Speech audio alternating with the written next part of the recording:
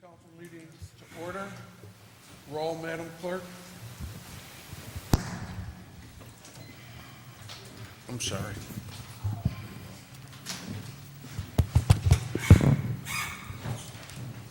Mr. Mays, Present. Ms. Poplar, Present. Mr. Nolden, Present. Mr. Friedman, Here. Mr. Davis, Here. Mr. Neely, Present. Ms. Galloway, Present. Ms. Van Buren, Present. Mr. Kincaid. Present. Thank you. I'd ask Councilman Neely to lead us in the Pledge of Allegiance. Please all rise. And then remain standing. There's a couple of requests for a moment of silence for some individuals and organizations. So. Pledge allegiance.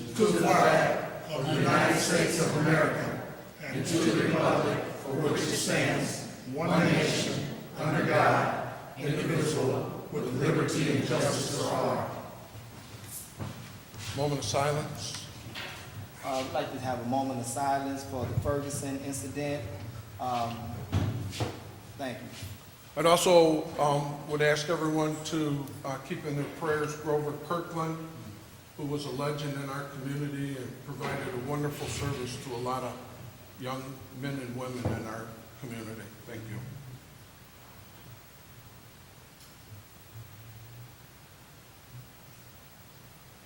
Thank you very much.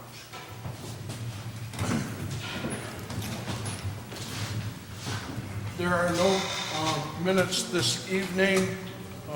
There was a couple of issues. We had a lot of committee meetings this week, and also there was some issues with computer software programming, and so the minutes of the last meeting will be at our next meeting. So there's no minutes for us to review this evening. Okay, Mr. President, the clerk and secretaries do a good job. I would move the minutes from last meeting approved with any corrections. Okay, they've been moved. Is there support? Support. They've been moved and supported. Discussion? Roll, Madam Clerk. Mr. Mays, Yes. Ms. Poplar, Yes. Mr. Nolden, Step down. and Mr. Friedman, Yes. Mr. Davis, Yes. Mr. Neely, Yes. Ms. Galloway, Yes. Ms. Van Buren, Yes. Mr. Kincaid. Yes. Ms. Yes, 0 vote. And to my colleagues, as soon as the minutes are completed, you'll have a copy of them, and if there needs to be any additions or corrections at our next council meeting, we'll still have time to make them. So, thank you very much. Thank you, Councilman Mays, for getting that done for us this evening. We have a request for a special order for Chris Delmaroni. Chris is the chair of the Board of Review, and at this time, Chris, if you'd like to come and update us on some issues with taxes and the Board of Review. Mr. President, before he starts, I want to just give one instruction to the person who is now videotaping our meetings. It's no longer Paul Herring. But just for the purpose of just to educate them about our council meetings, all meetings are official business, and they cannot be edited from start to finish because it will become a matter of record. And we have a new person back there, and Madam Clerk, if you can speak to that, because one, we want to make sure that these meetings are broadcast in its entirety as the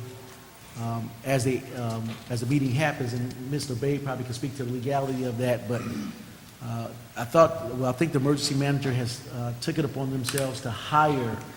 Remember, hire is the word. Another person to videotape these meetings. When we had a person like Paul Herring coming here using his own time, his own equipment in many cases without pay. But we want to make sure that this new person has an instruction, if he's being paid by the emergency manager, not to modify our meetings, not to use these meetings to use it against any particular council person or anything. These are official meetings of the city of Flint. And I want, we to speak to that, if that's okay. You would like me to speak to it at this point? Yes. The person hired, and I don't know the name of the person or the firm, was hired by the emergency manager to film all city council meetings. Per any instructions he received, they would have come from the emergency manager and not this particular body. But having said that, from a legal standpoint, as it relates to minutes of meetings and so forth, they're to be unedited, irrespective of who may have done the hiring and so forth. Because what you want basically would be a precise recording of everything that occurred at a particular meeting, no matter how good or bad it may have been. So again, the hiring was not done by the clerk or the council. Thank you. And just a question to Mr. Bade. Mr. Bade, if these meetings, well, if the person who's videotaping this meeting, if it's paid with tax dollars, would that be accessible through Freedom of Information requests, and would that be accessible to the public as they have been in the past pursuant to being paid with tax dollars? Yes, the video recording would be subject to the Freedom of Information Act and would be disclosable at the cost of reproduction. I will add that video recordings are not minutes, and I'm not aware of any legal requirement that prohibits the editing of a video recording. I agree completely with the city clerk and your point, Councilman Neely, that the video recording should not be edited, but I'm not aware of any legal requirement that it's a city's decision to video record, and but that whatever it records would be voyable. Mr. President. Second, Mr. Councilman Mays. You, Councilman Neely? Yeah, I just want to make this point, though. This is important for how the public digests our meeting and reviews the actions that's taken on their behalf. And I will be the first, as an independent person, to sue any broadcast entity that will modify my image or depict this meeting as something different than actually an official meeting and/or will edit it to mislead the public. I will be the first. I guarantee it. I will do it. That's it. Thank you. Councilman Mays, and then we're going to move on with the special Yeah, order. Mr. President, I appreciate it. I know from talking to Paul, there was many a years that and months and weeks that he did it on his own time. I don't know if there had been any talks and negotiations. Jason Lawrence, Mr. Lawrence, tell me that this person for this meeting tonight is being paid $100. They will put it on YouTube. I say, will you put it on channel 17 as well? And we didn't get an affirmative response.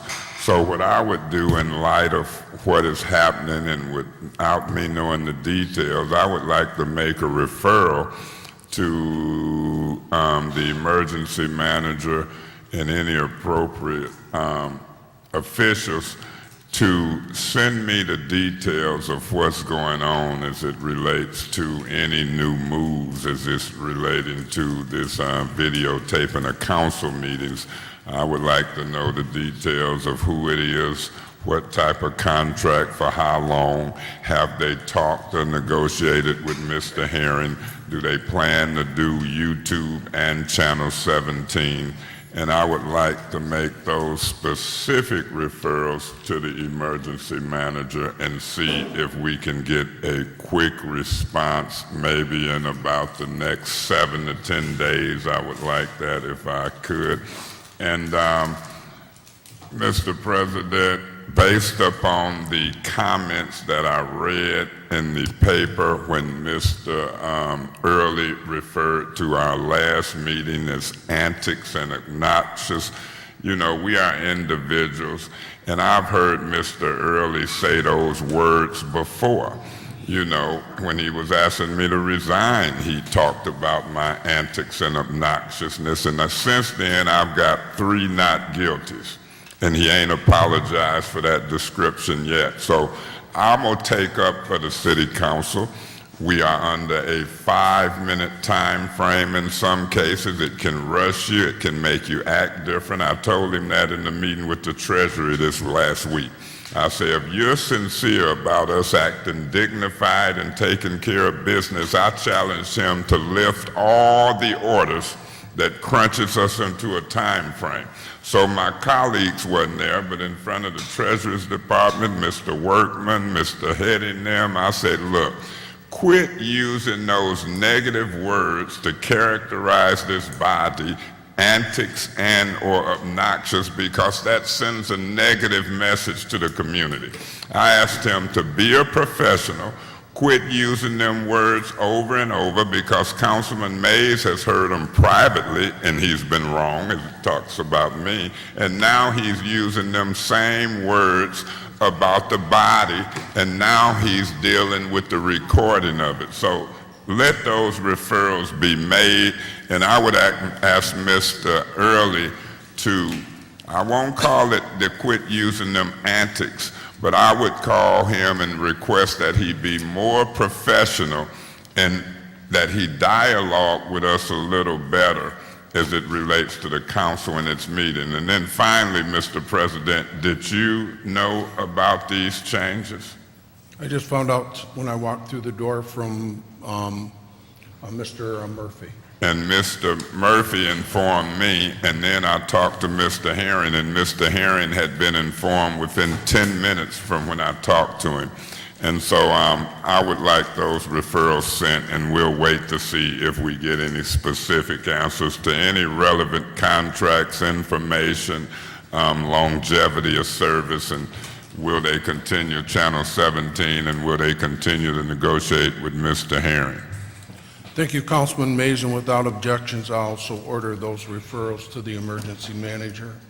At this time, I apologize, Chris, but we wanted to take care of this issue that just come before us as we walked into the chambers this evening. So I want to thank you for being here and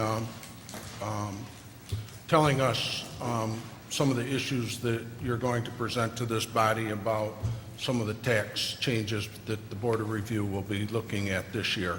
Thank you. Yes, thank you, Mr. President, council members, and city clerk for this opportunity.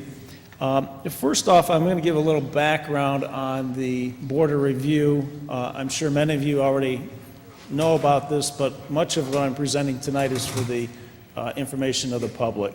The Board of Review is where individuals or companies can appeal their property tax assessment, their property tax taxable value, assessed value, taxable value, and the classification. The classification issue does not come up very often. There are 9 members on the Board of Review. 1 member is appointed from each council member, by each council member. When we meet we break up into groups of 3. There must always be at least 2 present at a group, and only those who hear the actual appeal from the resident can render the decision. You may remember back in early to mid 90s when the sales tax changed from 4% to 6% is when the real change came into effect in how property taxes are, let me say, established or paid. At that time, the sales tax increased, and there were 18 mills that residents were paying, which they no longer pay now. Businesses continue to pay that. We meet 3 times a year in March, July, and December. At the March meeting is when the public can appeal that assessed or taxable value. They also have an opportunity to appeal their appeal for the poverty exemption at that time. They can do that in any of the 3 months. The board is not full-time employees of the city. We meet only about 9 to 12 days out of the year. What was going on at one point in the mid-2000s is that the assessed and taxable value are 2 different things. So over the years from Prop A, as the assessed values were going up on the home, say 10, 15% a year, the taxable value could only go up at a rate of 5% or the rate of inflation, whichever was less. It never reached 5%. So what was happening is there became this large gap between the assessed value and the taxable value. The taxable value is what drove the amount of taxes you paid. Now these levels for several years there was this gap. And what we experienced in the mid-2000s, around the recession, is that the assessed value was dropping, but there was still some inflation in the economy, so the taxable value was going up. And residents were coming in and saying, look, the city is saying my house is worth less money, but they're making me pay more taxes. And, you know, for many, they thought it was unfair, that just wasn't right, because that is what was happening. But by law, it could happen, because there remained some inflation. So what happened in the following years is that assessed value began to drop. And once it equaled the taxable value, the assessed value can never be lower than the taxable. Taxable can never be higher than the assessed. So residents were experiencing a decrease in their property taxes, which for many that was good, and I believe we had fewer appeals. Well, here recently, the city manager, I believe it was, they put on a special assessment for the lighting, and they took the garbage millage off the property taxes and made that a special assessment also. So when people come in to apply for the poverty exemption, it's a dual part qualification. One, they have to qualify based on income, and then they have to qualify based on the amount of taxes they pay. So what we're finding out right now is that people will qualify based on their income, but because the property values have dropped so much, they don't qualify for any tax relief. Now, obviously the values have dropped because of the home value, but more importantly, this special assessment of lights and garbage is taken off, and people have to pay that amount. That's basically not considered. So there's always an amount they have to pay, even if they qualify based on income and the value of their home. Even if they qualify there, they still would have to pay for that garbage assessment. Now, additionally, they need to qualify both on the income and on the property taxes in order to get any relief on their water bill. So because they don't qualify for the one, they're not getting the relief in the water bill. And I believe it's something that needs to be looked at. Additionally, renters do not get any, to my knowledge, any relief, because in order to get the poverty exemption, you need to be the owner of the house, and it needs to be your primary residence.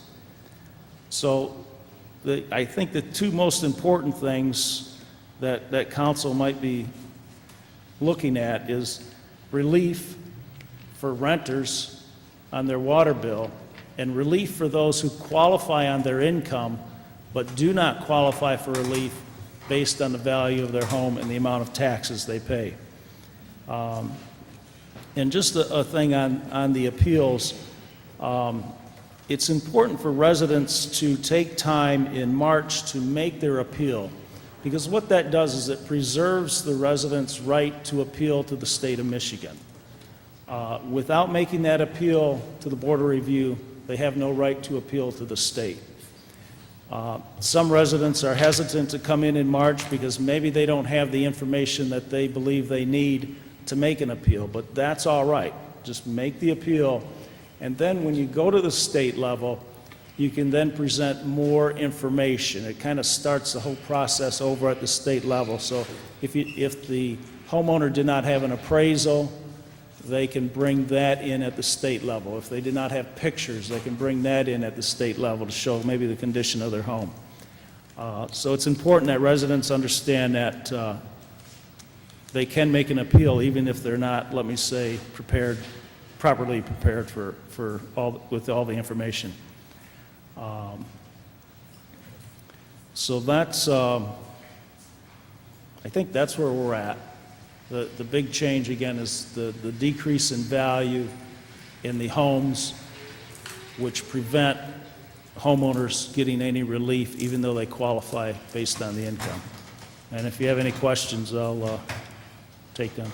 I just want you to, I'll let you get to questions in a second. but just clarify again for everybody. At the beginning, you mentioned you could raise it 5% or equal to the rate of inflation. Actually, you can only raise it the rate of inflation, and it's capped at 5%. Is that correct? I mean, the city can't raise the taxable value more than the rate of inflation, and if the rate of inflation goes above 5%, it's capped at 5%. Is that correct? Right, no, right. Okay, I just No want to greater make than 5%. everybody aware of that, because the city can't arbitrarily raise your taxable value 5%. The 5% is a cap, and it's only based on the rate of inflation. And if the rate of inflation goes above 5%, that's when it's capped at 5%. So I just want to make that clear to everybody, because when you first made that comment, I was kind of confused if you were talking about the city could raise it 5% or equal to the rate of inflation, but that's not the case, correct? Correct. Okay. Yeah, if the inflation rate is 3%, then it can only go up 3%. And if the rate of inflation is 7%, it can only go up to 5. Yep. Thank you. And that is, much of this is set by state law, though the council does have some discretion as to the amount of money that one is allowed to make as far as income Right. towards the poverty exemption. Right, okay. Now I'm going to entertain questions from my colleagues and try to keep it specific to the Board of Review. Yeah, I am. First of all, through you, Mr. Chairman, to Mr. Del Maroney, either one can answer the question. I'm looking for the origin of how this special order got here.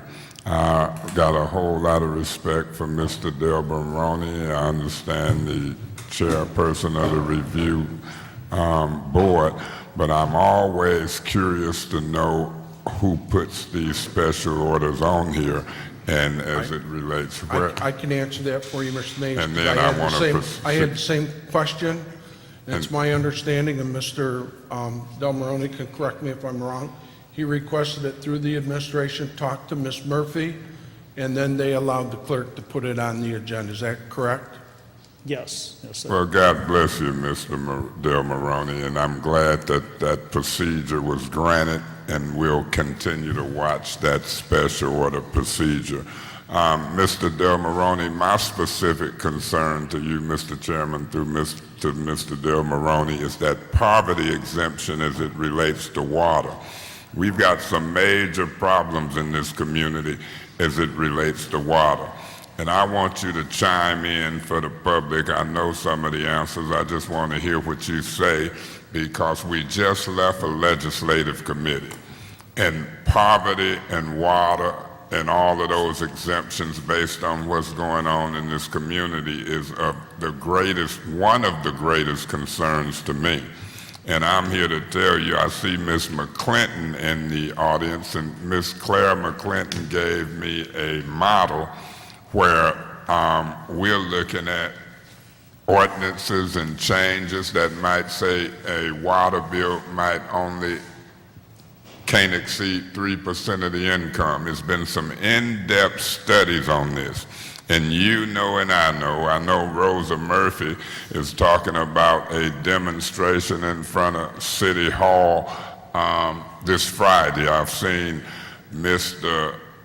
Councilman Davis do 3. I've done 1, and it's going to be 1 this Friday. I hope Ms. Murphy has a bigger crowd than anybody, but that poverty exemption and our ability to change the law and give it to more people.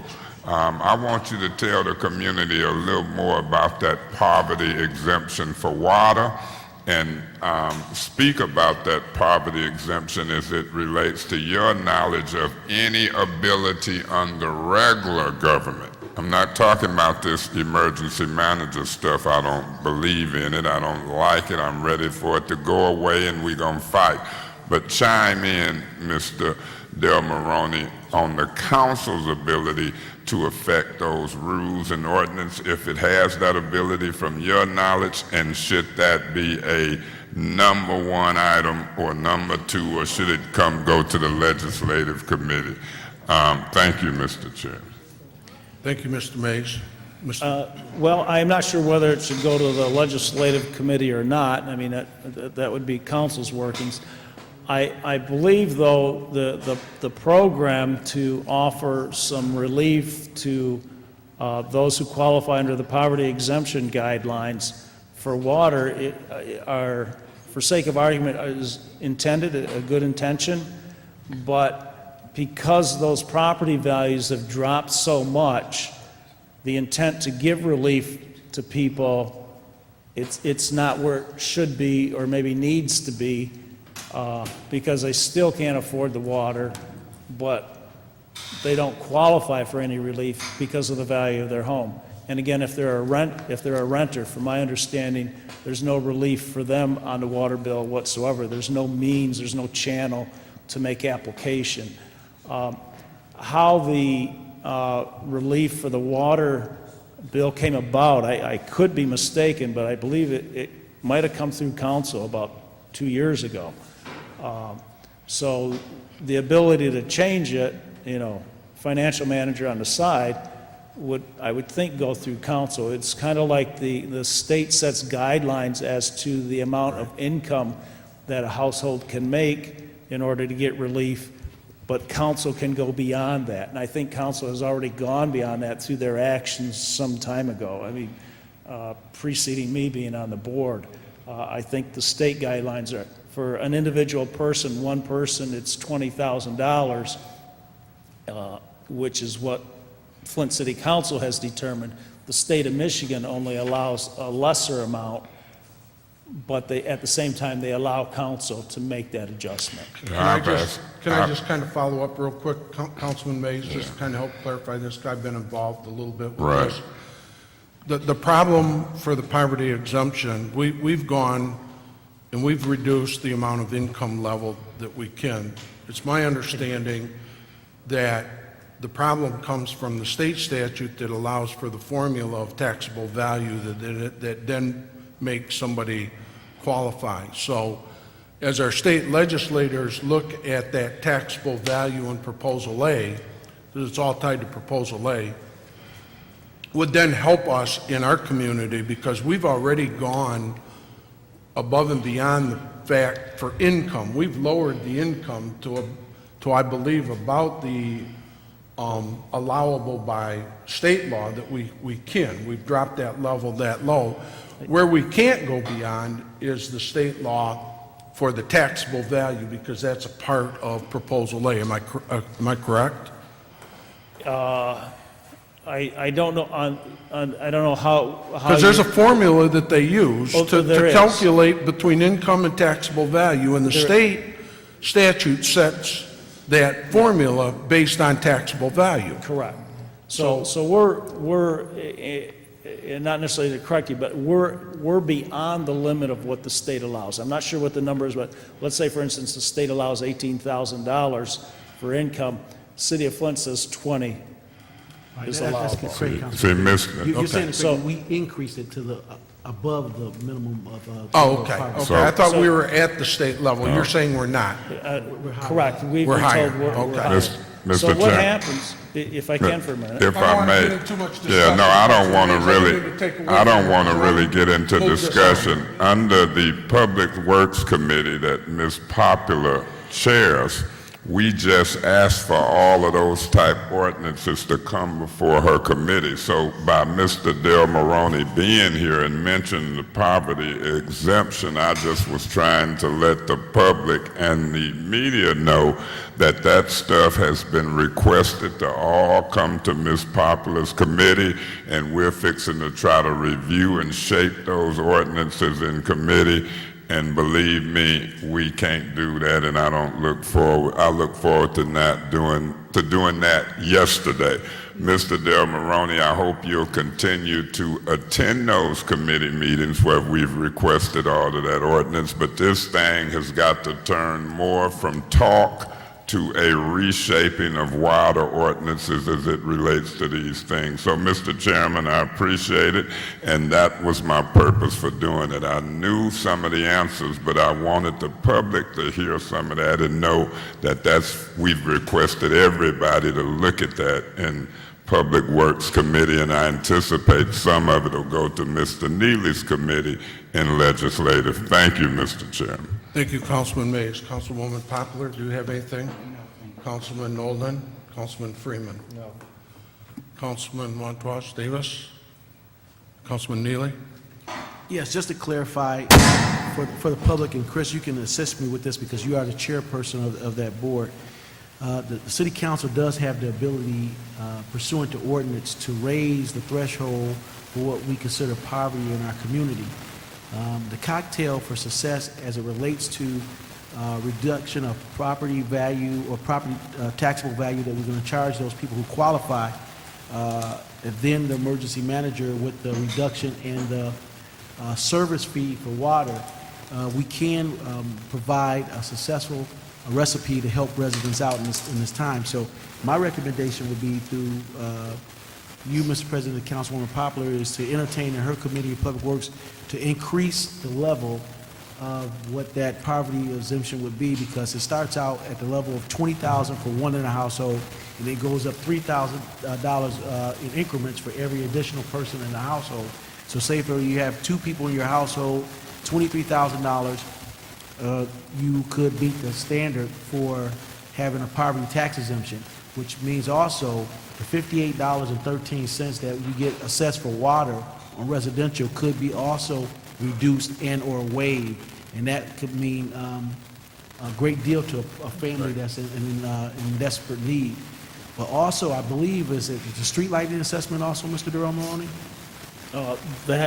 Yes, that streetlight assessment plays a role. Right, the $74 streetlight assessment also will be impacted as that relates to that. So there's three ways for residents to save, but one of the biggest issues that I've had in my ward, Mr. Del Moroni, and I'm not for sure about my other colleagues, is residents to come to apply for the poverty tax exemption because it's an unknown benefit to most residents. And so I think we have to do a better job in letting people know that it's available for help,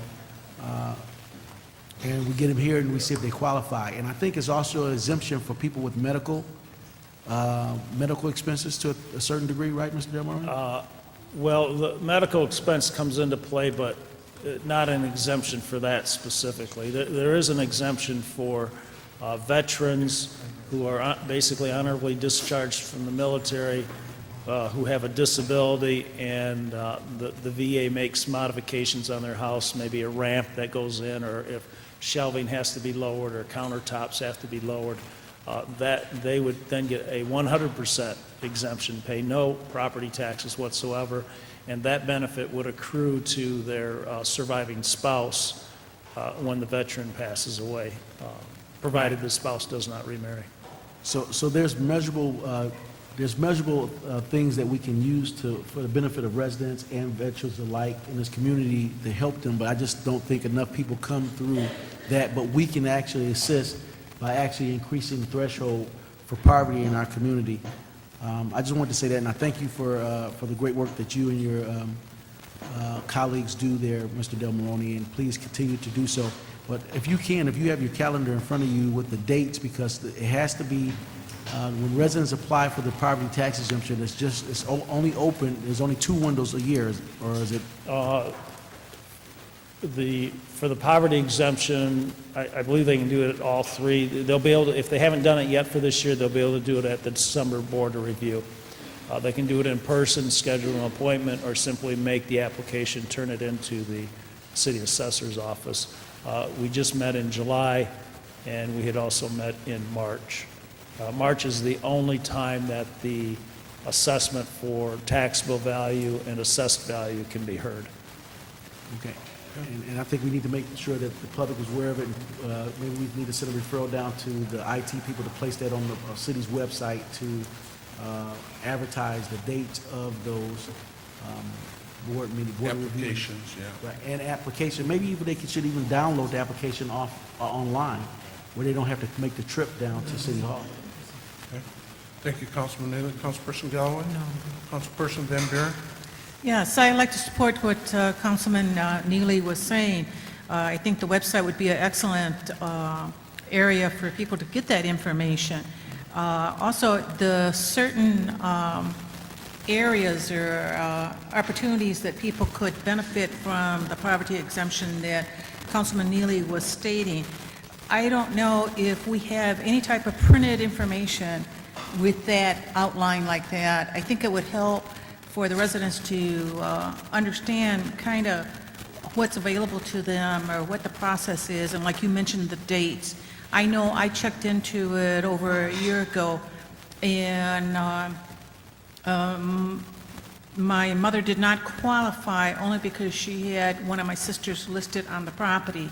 The person did not live there, but it was required that that person turned in also her income, and that probably would knock my mother not eligible to go through that process, so my mother declined to even go through it, because the only reason my sister was placed on there was in the death of my mother.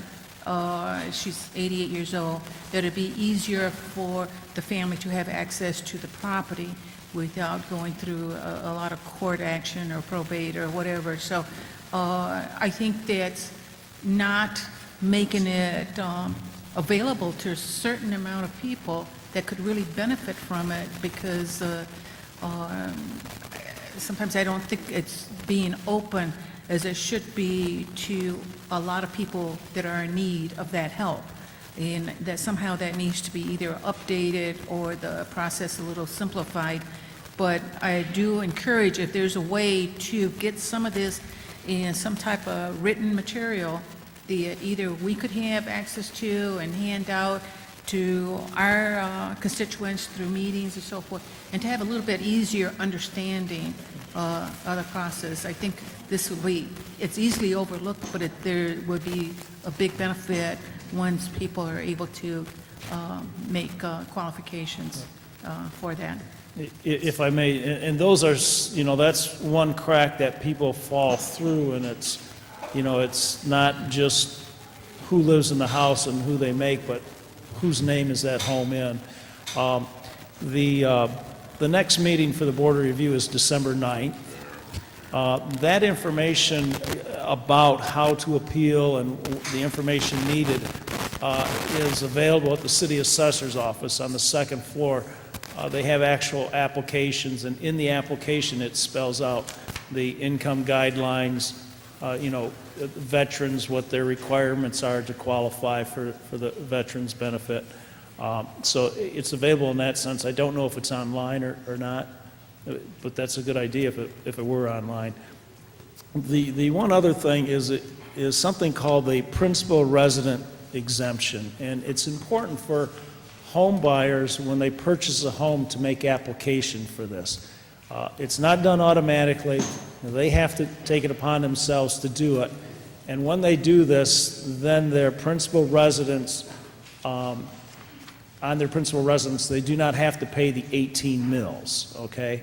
So if they don't make application, they're paying the 18 mills on their property in addition to their regular taxes. So it's very important that they make application for that. If for some reason they forget, they can make that application for the current year and go back 3 years, and it's retroactive, so they'll get a refund. And every year, I would say we get probably hundreds of different applications for one or more years where people just did not know to do it, or somehow it didn't happen. So it's better known as the PRE. It's called the Personal Residence Exemption. Okay. Just, again, I want to thank you, Chris. I want to thank Otis Lovejoy, who's in the audience this evening, who's on the Board of Review, and Councilperson Galloway and Councilman Mays.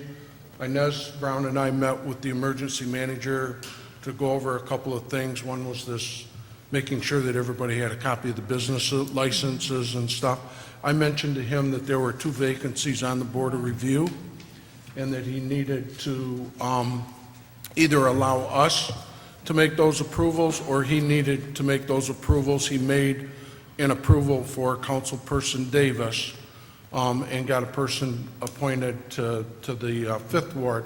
So I just want you guys to know that, you know, I mentioned it to the emergency manager today. What was the other ward vacancy? Ms. Brown, I'm sorry? What other ward had a There's vacancy? only 2 to my knowledge, just the 7th Ward and the 1st Ward now. So do I To make, my knowledge, that's the vacancies, based on dialogue that I've had with my colleagues. Was Mr. Davis able to make your recommendation? I don't know, he talked to the emergency manager, I I ended understand. up getting Lynn Wainwright. Yeah, she asked and I spoke and they allowed her to go on the Board of Review. Lynn Wainwright used to be on the Board of Review at once upon a time. So I went on and chose her again because she asked me, could I make that referral for her, and I did. Mr. President, if I may, how long did it take since from the time that you made the referral that you find out that that appointment that you recommended was approved? About a month or so. 2 or 3 about a month or months, so. yeah. About a month.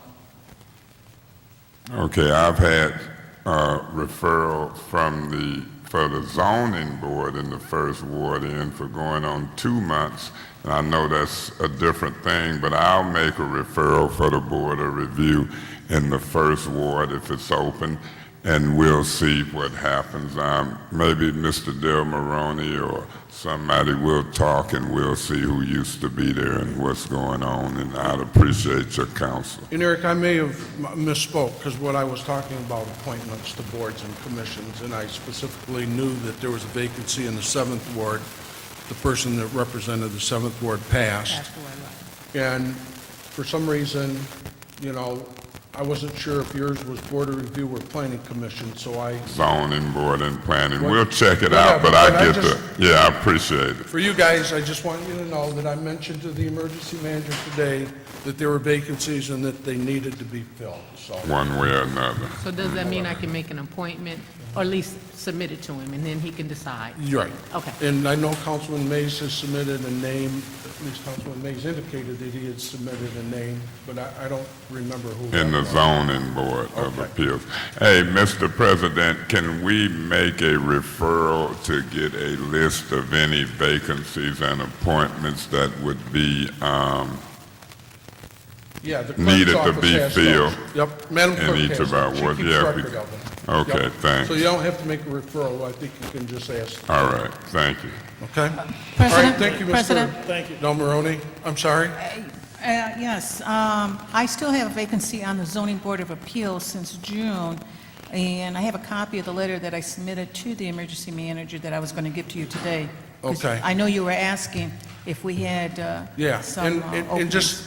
I just wanted you to know that when I met, I told them that there were vacancies and that we needed to get them filled.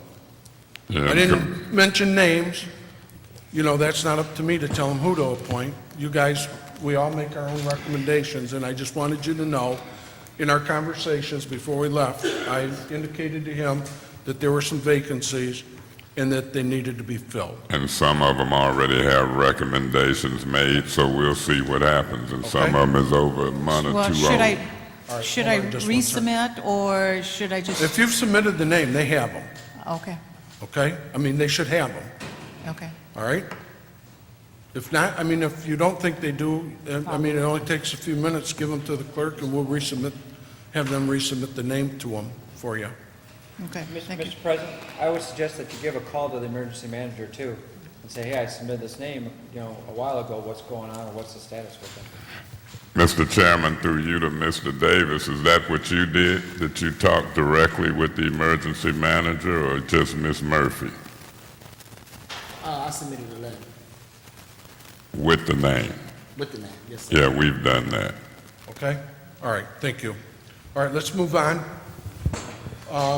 And thank you all, and thank you, Chris, again, for the update. I think that's very important. Mr. Chairman, thanks for speaking on our behalf as it relates to appointments. I didn't know you had did that. That's something we've been talking about, and so I appreciate you. And keep us updated if you hear something one way or the other. I appreciate that. Well, hopefully, the communications now should go directly to those that have requested the appointment. Okay, are there any additional petitions or unofficial communications, Madam Clerk? No, Mr. President. Are there any communications from other city officials, Madam Clerk? Not at this time. Okay. Mr. President, there was one communication to city officials. I'm sorry, Councilman? Sorry, it was a communication, it was a press release about the Charles Stewart Mott Foundation downtown. It was the amount of $150,000 grant from this Charles Stewart Mott Foundation to help out with public safety and traffic problems. I do have a question about that. I don't know if this is appropriate time to ask, or... Yeah, could you wait for public comment, because we have no input to that. I mean, you know, we didn't have anything to do with that. I know, but what I witnessed downtown was that the public safety and traffic engineering was used for a private party on the 500 block of downtown that was gated off, and regular pedestrians were not allowed to enter that area unless they paid a fee of $10. Oh, I wasn't aware of that, so. Yeah, and Okay. it was a terrible thing to witness, and I just wanted to make a brief comment about that because I know Okay. you didn't know anything about it, and many of my colleagues didn't know anything about it, but in previous years, if any block or any part of the city was partitioned off for a private party or anything like that, it had to be approved by this body. Can we wait till the end and talk about it? I mean, I mean, you know, I think, I understand, I just didn't want to be Yeah, indicted I for understand. people thinking that we had a part in that. right, and I'm glad you raised that. Okay. Committee reports, council committee reports. First, public safety. Councilperson Van Buren, I apologize, I couldn't be at a couple of the committees this last week, but do you have a report?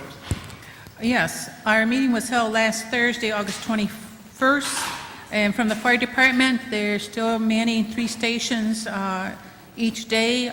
They are down from 148 fires from last year, and they feel one of the biggest help is that they've been receiving information from the public. Last week, and I think you may have seen the article in the paper, a juvenile was caught as a group of juveniles involved in fires around the 2500 block of Concord. This juvenile was caught by Chief Cox, and they're also looking into it further regarding the other juveniles. They're also taking job applications for firefighter and trainees and EMTs. The police department currently has 109 sworn officers. They're back to the bricks the chief said was most peaceful that they ever had for the years that they've been there. They did have an arrest of 19 adults and 16 juveniles that were detained due to the enforcement of the special event curfew. They will also have a new addition to the police department, a canine, a shepherd named Ito, and this dog will be used for explosive and tracking. The chief is also looking at the exploration of having part-time officers, and he is in communication working with the unions. Our next public safety meeting will be September 18th. That is my report. Thank you, Councilperson Van Buren. Our next committee report on public safety, on finance, Councilman Freeman, I think that meeting was postponed. Yeah, there's nothing to report. We did not meet in August. There was no actionable items that were brought forward to us, so I didn't see the need to meet. We will be meeting again starting in September, where we'll begin our quarterly review of both the budget and then also our strategic plan and whether or not we're meeting those benchmarks that were set within that plan for the first quarter. So, Yeah. next September, but nothing to report for August. All right, Legislative Committee, Councilman Neely. Yes, we had our legislative committee meeting today. We went through several different discussion items, but the action item that we did will move to the floor for the September agenda is all of the combined business licensing changes or recommendations, and I encourage all of my colleagues, once, you don't have to wait till September to start reviewing this material. There will be a 60-day window at that particular point, once it's on our agenda, to make any recommendations to the modification of these new business licensing recommendations that was provided to us via the emergency manager from the legal department and planning and development.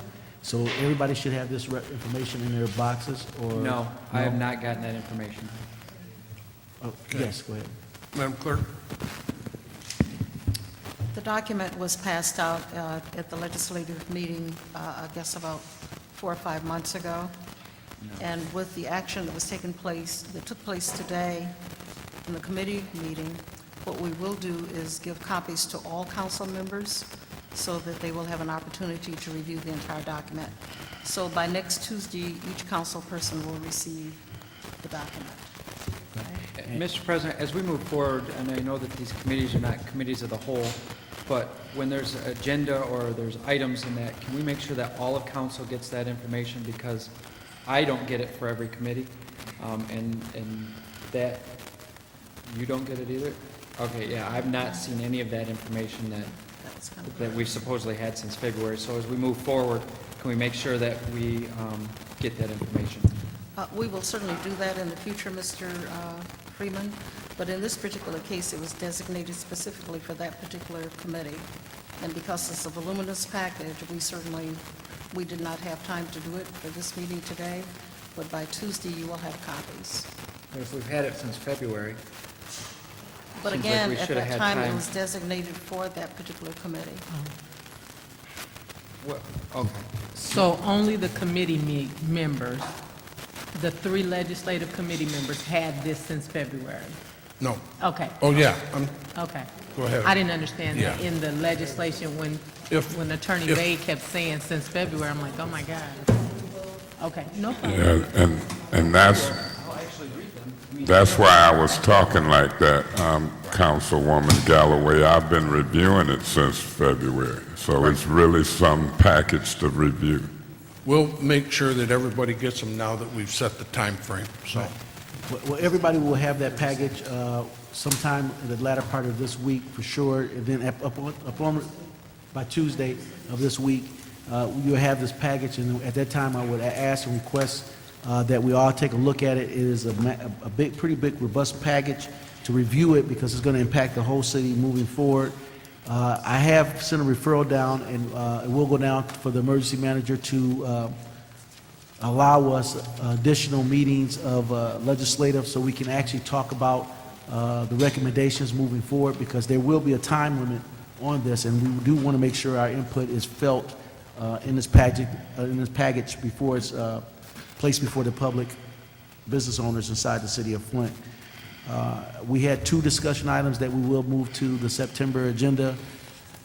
Beyond that, I think we're moving forward. we have one ordinance that for the fire code, Yeah, that's before us this evening, the update of the fire code. right. You want to mention that?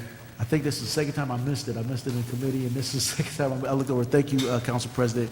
We do have an item before us today. It's a matter of taking a look at it. It's for fire code throughout the city of Flint for businesses. We did have a lieutenant from the fire department in to discuss it in committee. The recommendation from that lieutenant was to move forward with that recommendation. The legislative committee then moved it to the body for your consumption and review to do with it as we will tonight. Thank you, Mr. Chair. Thank you, Councilman Neely. Our next committee report is Planning and Development. Councilman Davis. Councilman Nolan stood in my stead on that day. I had a family emergency, so I think he will be able to expound on what went on that day. I wasn't there. We had a couple of discussions with Megan. around the different funds that we have here. Section 108 dollars, we talked a little bit about that. We talked about economic development dollars, the committee that Councilman Neely sits on. that- EDC. EDC.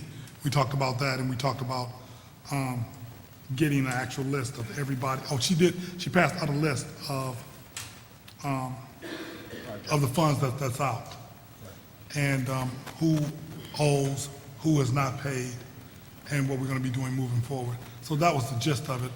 Each person that was there got a copy of that, and I'm hoping that you guys got a chance to review it. And she was supposed to send a digital copy so that each one of the council members were supposed to have it. So I'm hoping that we've got it, because I think we're supposed to send it by last Tuesday. And that was the gist of that meeting. Okay. Thank you, Councilman Nolan. Our last report, Councilperson Poplar on the Public Works Committee. Thank you, Mr. Chairperson, Mr. President. Okay, the Public Works Committee, we met Tuesday, August the 19th, and it was Mr. Howard Croft, Ms. Kay Muhammad, and I can't think of his name, Duffy, Mr. Duffy Johnson. They discussed, first of all, Chevy Commons, which they have a strategic plan to make Chevy Commons a park that will be walkable, sittable, runnable for the whole community of the city of Flint. And they talked about the compost status and grant status of Chevy Commons. So it is a plan that's in works in a plan. We talked about the new incinerator, and there is a timeline for completion on that, and a potential savings with this new incinerator. One of the biggest things I think we talked about that probably will concern the council and the city, the fall leaf pickup. And there will be a PR campaign development to make sure that the constituents know what's going on, the city workers will know what's going on, council people will know what's going on, to give their constituents the correct way to do their fall leaf pickup. We discussed bags being available for the citizens of the city of Flint, which can go through the many police stations and also Salem Housing. They can be contacted for leaf bags, and that program will have a rollout later on, so everybody will know what's going on with the fall leaf pickup, the start and the ending of it. Then we had updates on the street tree management. We had an update on Glen Acres water status, and we all know now that Glen Acres is back on, but my question was to Howard, and he's supposed to get back with us. When the people were evicted because of the water, how many people left not knowing that their water was going to be cut back on? So we're waiting on that information, and I think they kind of jumped the gun a little bit, because people, it wasn't the people's fault. It was the management's fault. The people were paying their rent. And so I just want to know how many people left not knowing that their water was going to be cut back on because someone finally put down $20,000 they had to cut back on. And then also we discussed snow plowing, and that will be a program that will be rolled out. I believe they're going to kind of break it up in 4 quadrants of the city where there'll be trucks all the time at one point in time doing the snow plowing, instead of 10 trucks over in one part of the city and no trucks over in another part. They want to make sure that the whole city of Flint has trucks going at the same time for snow plowing. So we'll get further update on that also in our next Public Works Committee meeting, and that's all I have. Okay. Thank you. Thank you all very much for your reports. There are no appointments this evening, no licenses, no bonds, no resolutions. Just to the resolution fact, I also, when Ms. Brown and I met with the emergency manager, and just for my colleagues that want to know why I meet with them, he requests a meeting with myself and Ms. Brown and the vice president prior to the council meeting for us to kind of go over to the agenda. So at that meeting today, I mentioned to him that he needed to start getting resolutions to the committees so that the committees could review them, and then they could be on our agenda so that we could start to act on some resolutions. So how do I put it, Inez? He said that he would review my request, right? That's what he said, so just so you guys know that I'm pushing to get more things on our agenda for us to be able to act on. Liquor licenses, there are none. Ordinances, we have a number of ordinances, and then Councilman Mays, I'll come back to you, okay? Okay, Is that all right? that's all right. Ordinances, we have 1, 2, 3, 4, 5, and we have the one add-on ordinance that deals with the International Fire Code. So, Councilman Neely, you're the chair. Councilman Mays, either one of you want to make a motion on these ordinances? You want to do them one at a time, or you want to do all of them at once? It's up to you guys. Well, I would like to have had our city attorney here to just give a brief description for the public. You know, I'll walk down and get him, and in the meantime, the one ordinance deals with zoning and special regulated use, and we have Sherry Pierce here. Okay. If Sherry wants to quickly address the zoning ordinance.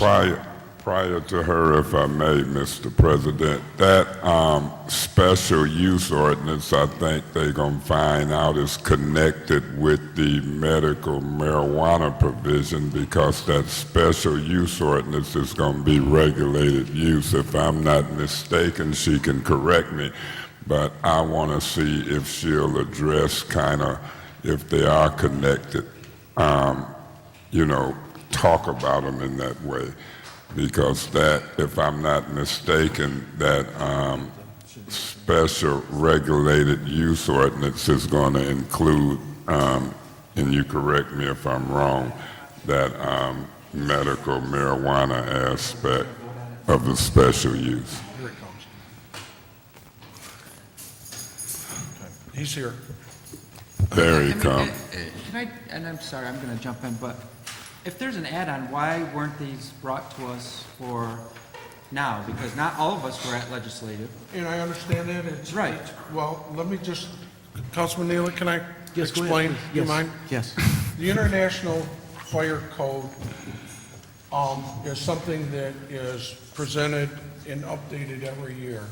Okay. We had a representative from the fire department, and again, this ordinance is just for first reading, moves us to the next level of code regulations that deal with public safety. And it was the committee's recommendation that why we go through this process, because it deals with public safety, that we, and I believe our last updated version was 2006, I believe. Correct, Is that correct? correct. And the new code is now 2015. So our ordinance is out of date with the recommendation of the International Firefighters Code and Commission. So we felt that it was important that it's a couple paragraph changes to the ordinance, that we move it for first reading tonight, and then all council members and the public will have the opportunity to comment on it in the September council meeting. Mr. President, while Councilman Mays, go ahead. Mr. Freeman digests that, I kind of smile because, you know, as I watch the chairpersons give their report, I've noticed from being in attendance at the various committee meetings, along with, I noticed Mrs. Councilwoman Galloway seemed to be in attendance. We pick up a lot by attending a lot of those different meetings, and so I kind of smile at Councilman Freeman because as we get ready to transition back, I hope that you will mention, and I hope it become a thing, that each of these committees, we used to do well as a council when we worked as a committee of the whole. And so every chairperson had 8 other people there. And so as I see it moving, I appreciate it. And I believe not only for Councilman Freeman should we talk about the details of it, but more importantly for the public.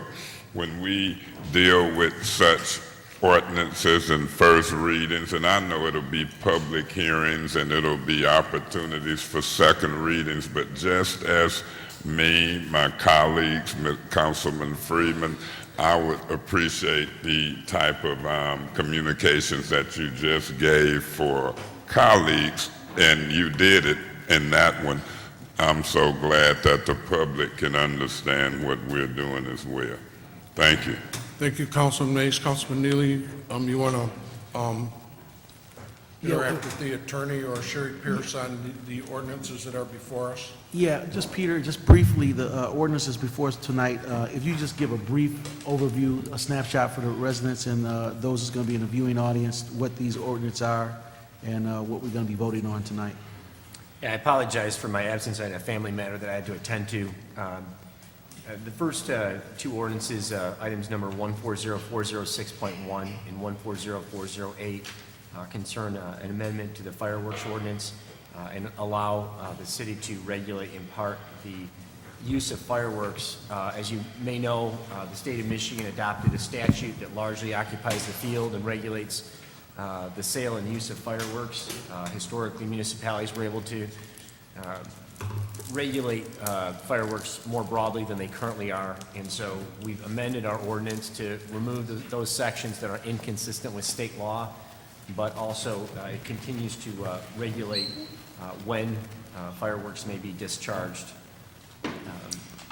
Mr. Chairman, would it be proper to move 41406.1 and 140408 for first reading?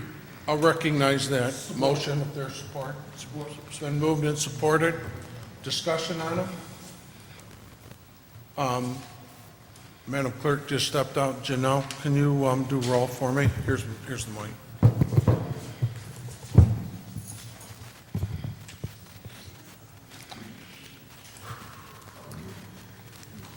Mr. Mays? Yes. Ms. Poplar? Yes. Mr. Nolden? Yes. Mr. Freeman? Mr. Davis? Yes. Mr. Neely? Yes. Ms. Galloway? Yes. Ms. Van Buren? Yes. Mr. Kincaid? Yes. Thank you, Janelle. The next ordinance, proposed amendment is item number 140409. And this is really to recommend that the article dealing with outdoor pay telephones simply be eliminated. This came up because as we were reviewing ordinances, the numbering was out of sequence. This had actually been used twice. But in reviewing it, it was our recommendation that there's no need to regulate outdoor payphones. They're really not used that much with the advent of cell phones. And so that's why this particular ordinance was proposed, just to eliminate it. Mr. Chairman, Councilman Mays? I would move 140409 for first reading. Support. It's been moved and supported. Further discussion? Roll, Madam Clerk.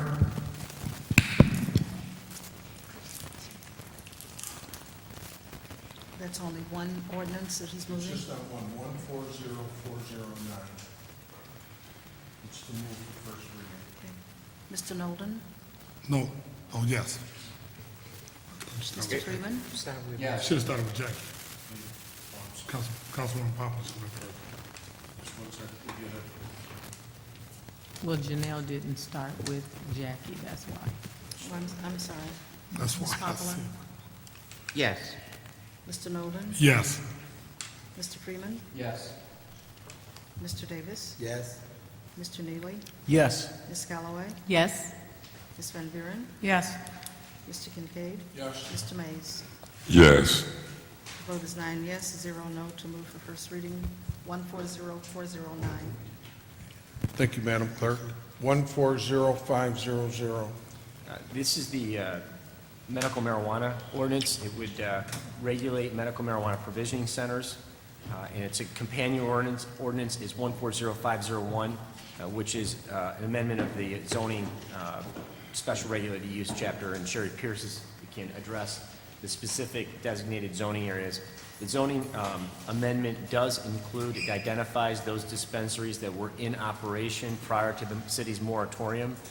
Any dispensary that is not listed, and that's listed in a footnote to that amendment, any dispensaries that started operations after the city's moratorium are subject to all provisions of the zoning regulations, and all dispensaries are subject to the ordinance regulating provisioning centers. So even those that are grandfathered in would be subject to the regulations, for example, that employees be licensed, and that, for example, that the police would have the right to enter the premises at any time during hours of operation without a warrant. Mr. President, Councilman Mays?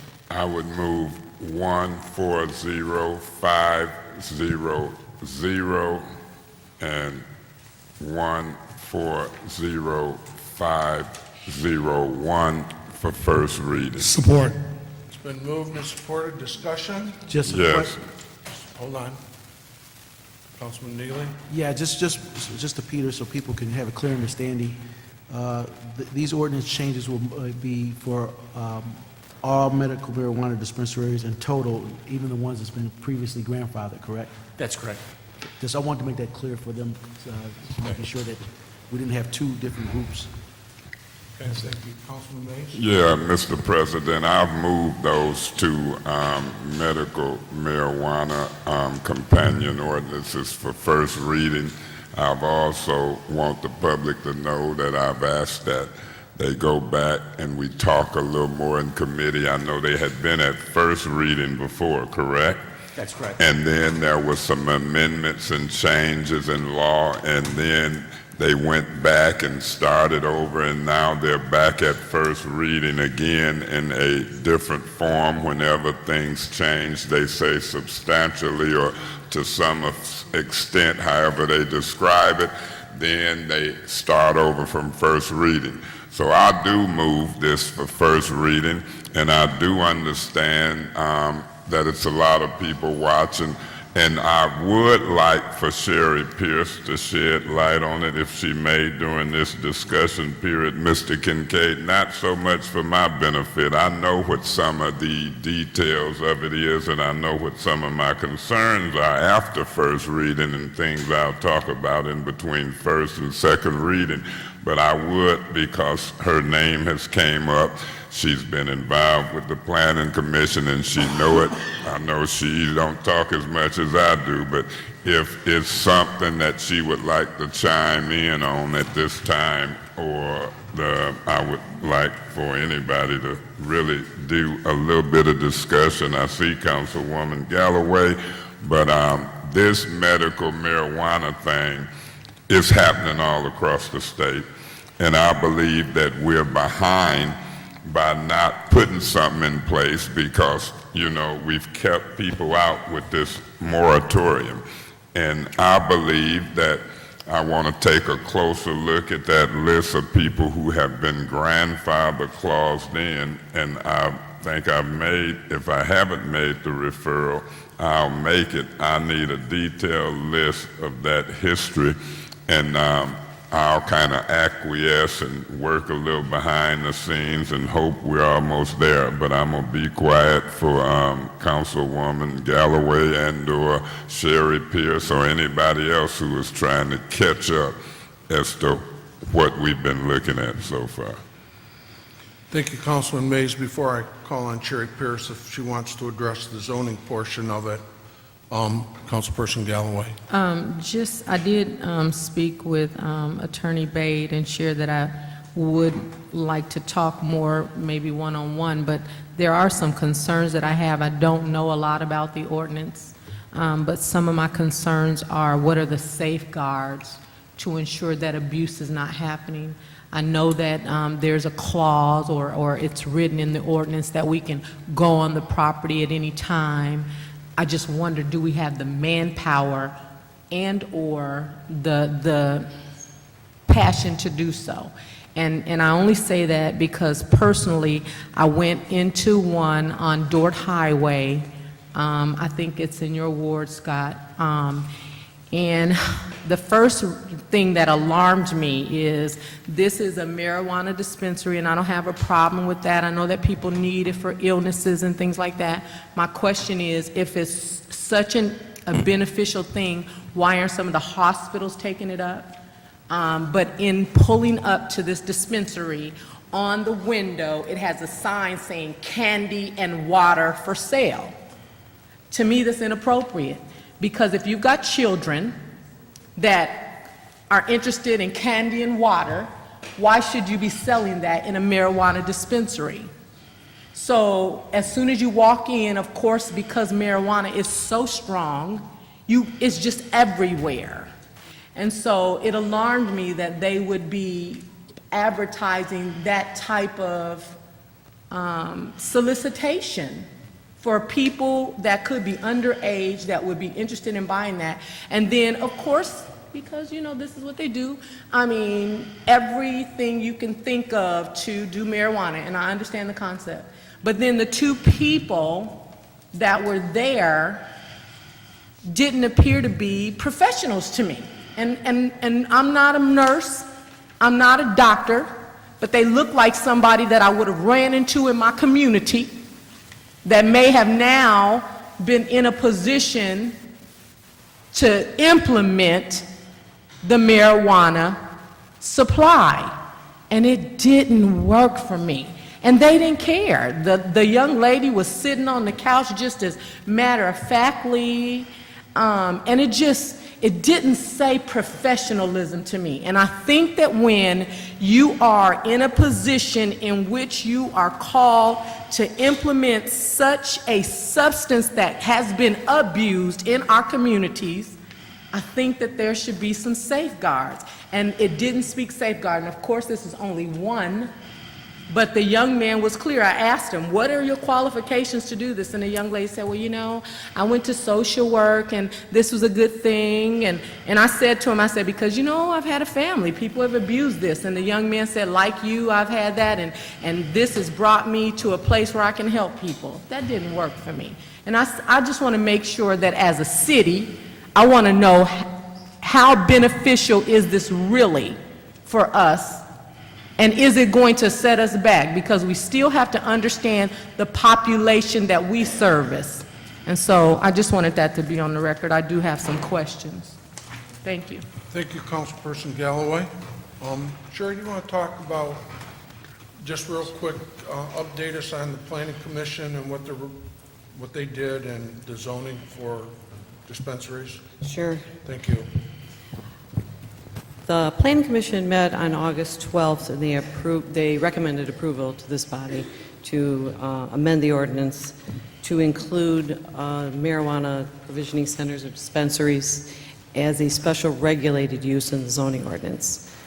That would mean part of the process would be an applicant would make an application to the Planning Commission, go before a public hearing, and they would have to meet the qualifications of a locational qualifications to start a business with quite, well, let me say it, as a Group E, they would call it special regulated use. Therefore, they would need to, the ordinance states that they would have to be not within 1,000 feet of a K through 12 school, a park, a church, or another E, medical marijuana dispensary business. Also, there could not be more than 4 E, or as they say, A, Group A, adult entertainment uses within 2,000 feet of this proposed business. It would also have to be within a commercial or an industrial district, which currently would be D2, D3, D6, E, F, or G. They eliminated the D4 or D5 zoning district, which is basically your downtown and central business district, just right outside of downtown. So that would be the process for a special regulated use for the zoning portion of it. I believe that would be their number one step to open up a business, would be to find a location, a proper location, and that would meet these qualifications, and then at that point, it would come to the licensing portion of it. Then that process would be to apply for the license, to have criminal background checks, building inspections, fire marshal, licensing for the location, for also the caregivers, each caregiver, the employees. There's a few more details in the ordinance that they would have to go through for the licensing. And we would have to, go through that process and get a checklist. It's pretty extensive. Okay. Mr. Chairman. Are you through, Sherry? Yeah. Okay, the attorney wants to make a couple more points, and then I'm going to come back to Councilperson Galloway. Then I'll come back to you, Councilman Mays, if you have a question. Thank you. I just wanted to highlight a couple points in the ordinance and sort of to speak to Councilman May's comments. We're currently really not regulating dispensaries, so there's a little bit of a Wild West feel to things. Our ordinance this is a very heavily regulated field under our ordinance, so this is a step in the direction of regulation. And the first step for a dispensary under the ordinance is a $5,000 fee, annual fee, that would go to pay for the cost of enforcement and having our officers time to go in and make sure. Every employee must also be licensed. People with a felony conviction for drug-related offenses are not permitted to work in a dispensary. The zoning regulations are extremely narrow. There's not very many places in the city that dispensaries are authorized. And as mentioned, our police officers will have total freedom to enter and inspect the premises. People under 18 years old are not permitted on premises unless they possess a valid patient card and are accompanied by a parent or guardian. So, in my view, this ordinance goes to great lengths to regulate this field. It also restricts the hours of operation. Thank you. Thank you. Councilperson Galloway, do you have anything else? Sherry? Sherry, what was that about, they could be 2,000 square feet from adult, what was that? Adult entertainment uses? And how long, that's the new ordinance, it wasn't, the new zoning, it wasn't in place before. And the reason why I'm asking is because, and I don't know how far 2,000 is, but this dispensary is, I don't know what 2,000, but it's right by Little Darlings and Deja Vu. And Well, so- there would be a total, no more than 4, within 2,000 square foot radius. Oh, okay. of a combination of adult entertainment uses and medical marijuana business. And was that something that you guys came up with, or where did that come from? Well, currently there is in the ordinance for a special regulated use for an adult entertainment, they use 2,000, you can't have with more than 4 adult entertainment within 2,000 square foot radius.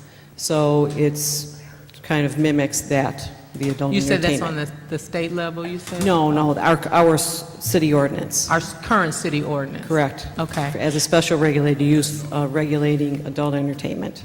And I think that, and the reason why, that's very interesting to me, and I'd like to know where the origin of that is, because anytime that you look at some of the research on rape, things of that nature, substance abuse can be tied into it. So the fact that someone recognized that there should be a boundary set means that there was something in someone's mind to say we need to kind of safeguard this. So I'd like to maybe visit that. And then, Attorney Bay, you were saying that there's a $5,000 fee and that all of the employees have to be regulated. And I know that on the state level, they've, pushed this through, but I was under the impression, and I could be wrong if you can correct me, that legislation on the state level wasn't saying whether a city should or should not. It wasn't dictating that at all. It was giving cities the option to decide if it was best for their community or not, which gave me the impression, and please correct me if I'm wrong, that this isn't something that we have to do, because I heard Councilman Mays say that many states, cities in the state of Michigan or other states are doing it, but I just want to make sure that I'm understanding that they're not saying, hey, you need to have this. They're saying, should you choose to have it based on what you deem to be best for your community, these are some guidelines that we think might be helpful. Is that correct? You're absolutely correct. Okay. There is proposed legislation currently pending in the state that would leave it to the discretion of municipalities to regulate dispensaries, but it's not required. The legislation would not require local municipalities to take this step. Okay, so do we as a community have the ability, and I really would like for us to really do some research, do we have the ability to look at the implication? We talked about implementing something in the school systems the other day, the Pathway to Happiness, in which many of my colleagues were asking, what are the measurable benefits to implementing this program? I would hope that even now, if there is some data in our city that would share with us that this is a benefit and this is why we have thus and so cases, and this is why, you know what I mean? Like with liquor licenses, you can only have so many based on population. And so even in our legislation, I would like to see something that says, based on a population of this, how many do we actually have that have these marijuana cards that need access to this? And based on that, we need to make sure that we don't go to more than dispensaries than we need to. I would like to just implement that in. And the hours, I don't know about the hours. It seems like the one that I was in, they were open until like 2 or 3 in the morning. And so maybe that's a good regulated hour, but on Dort Highway, just seems like the time that nightclubs close down, and that's when they close down. So that didn't really make me, and I don't know when people get sick, don't get me wrong. I know we go to emergency. I'm just saying it still was alarming. But thank you guys for listening to me. Thank you, Councilperson Galloway. I got Councilman Mays and then Councilman Freeman. Yeah, I would encourage the council members and/or the public to attend the legislative committee meetings. That's where the information and the details, I would request that the council people read and look at the ordinance, and the public read and look at the ordinance and make any recommendations. I would say, through you, Mr. Chairman, to Councilwoman Galloway, for the one specific one that you're concerned about, if you look on page 2 of the proposed ordinance of special regulated use, it would be 7 or 8 medical marijuana type dispensaries, one named Michigan Organic Solutions on South Dort Highway, one named Med Station on South Dort Highway. At the bottom of page 2, you see some provision centers and some footnotes. Those are the 7 or 8 that I'm referring back to committee. We want to look at what's grandfathered in. If the one you're concerned about is not on that list, they might not even be able to locate that once this ordinance is enacted. The effect of it would be, if they're not on the list grandfathered in, they would have to move from, you know, the area that you're concerned with and might not be able to locate. So you got to be able to really understand the application. And my belief is a little different from yours, Councilwoman Galloway. I believe that since people in Flint can have medical marijuana cards issued under state law, that we are already allowing people to grow. And my concern is not only can they already grow, but they can grow in their home. And if you understand the definition of this, back when we were shaping it, a medical marijuana dispensary might be 2 or more.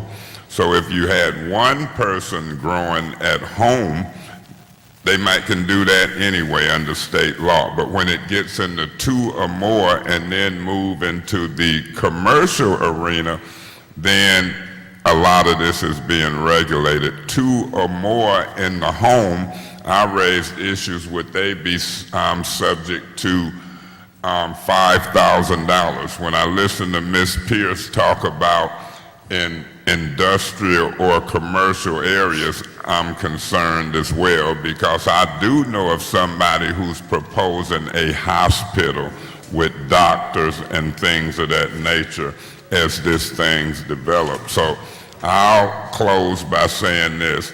Mr. President, I appreciate you allowing this type of discussion on something that a lot of people have watched and anticipated in the public discussion.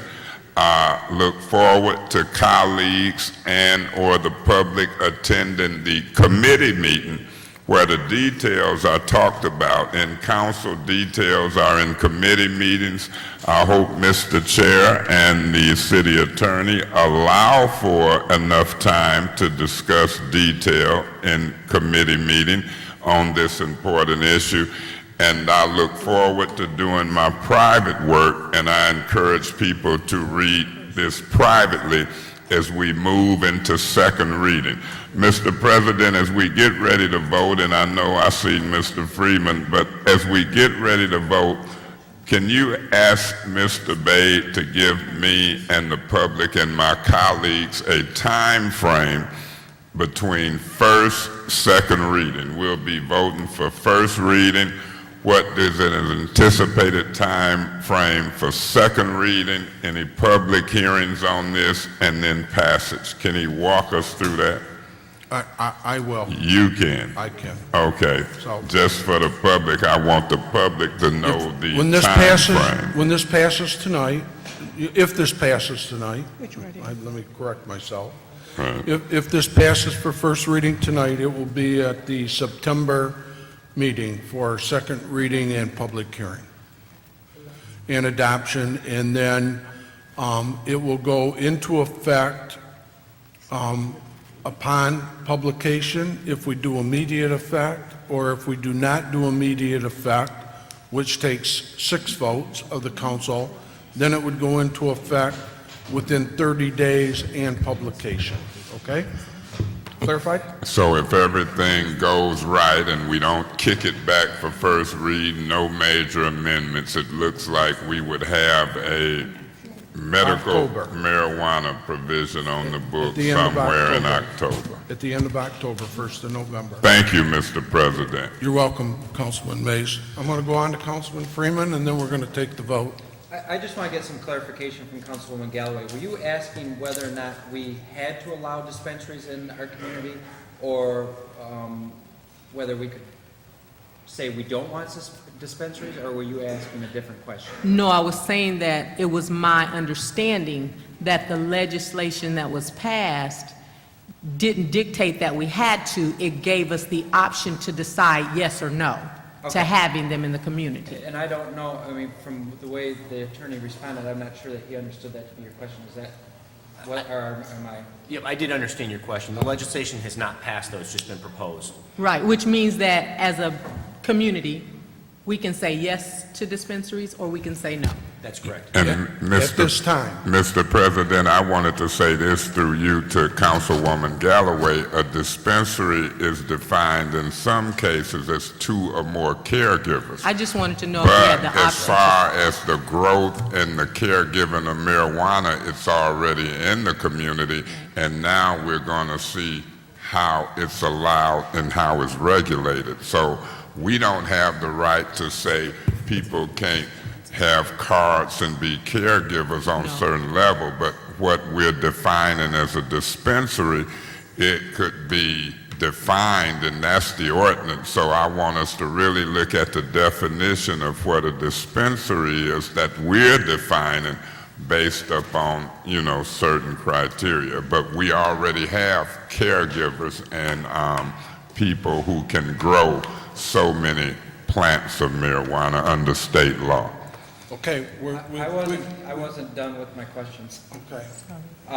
So, I'm with sorry. that understanding that there's legislation pending, does that mean currently that we can act to stop these dispensaries? Or does the legislation that's pending, is that what would give us that authority? No, we could currently stop the dispensaries. So then what is the pending legislation for them?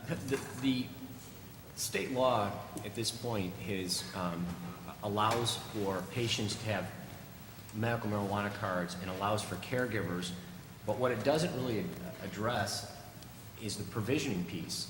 And that's what a lot of cities have been wrestling with is, okay, so somebody has glaucoma and they get a medical marijuana card, but how do they get the medical marijuana? And if they want to have a grow facility in their house and 5 plants, they can do it that way. But there's been a lot of confusion over how you get the product to the patient. And so the state law is now attempting to fill that gap and leave it up to municipalities. So in a way, the legislation will address the issue of dispensaries, or provisioning centers is the new term. Okay. Thank you. Okay. I'm going to have the clerk, and then we're going to vote. Well, can I ask one more question? Attorney Bay, then if they do rule or pass down a ruling that tells how those residents can have access to that, right? Does that change the fact that we can say no or yes? It doesn't change it at all. Okay. The proposed statute makes very clear that it's a local decision for the municipality to decide whether this is something that's good for our community or not. And if it's good for our community, we decide how we regulate it. Thank you. Ms. Brown, and then we're going to vote. Okay. We've worked closely with Mr. Bade on this particular ordinance, on all of these ordinances, since we do the business licenses for, I can't remember how many years now, probably 3 years. Yeah. But in that regard, we've had to change a couple of titles on the ordinances a number of times, and I want to pose this question to Mr. Bade, because I don't know if it should be corrected or not. On the first ordinance, where we're calling the provisioning centers now, on page 1, we're calling it provisioning centers. That's under 140500. Right. And then in the zoning component, instead of calling it, that's under 140501, on page 2, we're listing it as medical marijuana dispensaries. So my question is, should we not be consistent in terms of calling them provisional centers, or do we want to call them dispensaries? They should be called provisioning centers throughout, and if you look at the footnote and on the zoning, it refers to provisioning centers, so it should be referred to provisioning centers in all sections. So in that regard, though, at the top of page 2, of the item that I mentioned, under subsection 5, group E, we're calling them medical marijuana dispensaries and not provisioning centers. Yeah, that So should be it could amended. it should be changed to, It should. okay, if we could We'll move for that change. Could I get someone to make a motion to amend it from medical marijuana dispensary, that provision, to provision center? It's been moved and supported. Roll on the proposed Any amendment. discussion on the amendment? I'm sorry? Discussion on the amendment? Okay, discussion, I'm sorry. Councilman Mays? No, so what is this motion is to all throughout where it says medical Just that one Just it's section. only in one That's the only section. place- Just that one section is the only place where it refers to as marijuana dispensary. All the rest of them. And so it'll go through in first reading with that amended correction, and that should be it. Okay, thanks. Roll, Madam Clerk, on the amendment. Mr. Nolden? Yes on the amendment. Mr. Freeman? Yes. Mr. Davis? Yes. Mr. Neely? Yes. Ms. Galloway? Yes. Ms. Van Buren? Yes. Mr. Kincaid? Yes. Mr. Mays? Yes. Ms. Poplar? Yes. The vote is 9 yes, 0 no on the amendment. Okay, on the ordinances, they were both moved and they were both supported, and we've had plenty of discussion on them. Roll, Madam Clerk. Mr. Freeman? Yes. Mr. Davis? Yes. Mr. Neely? Yes. Ms. Galloway? Yes. Ms. Van Buren? Yes. Mr. Kincaid? Yes. Mr. Mays? Yes. Ms. Poplar? Yes. Mr. Nolden? Yes. The vote is 9 yes, 0 no. Okay, and we have the one add-on ordinance, it's 140502, which will be posted in our record. And again, it is the amendment to the International Fire Code.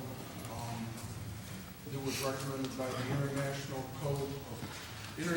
Fire Code Council for the fire department. So Move move. it. Support. Support. Move it and support. Discussion? Yeah, Mr.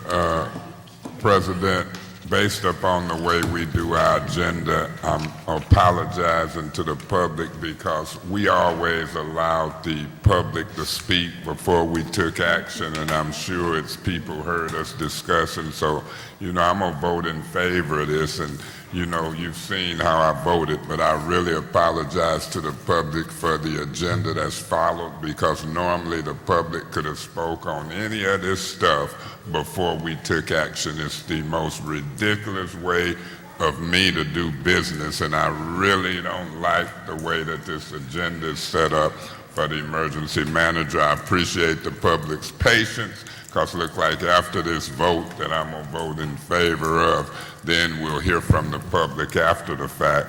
And I'm kind of appalled by this agenda, and I respectfully request that we are able to do our agenda the right way for the people. Thank you, Councilman Mays. Roll, Madam Clerk.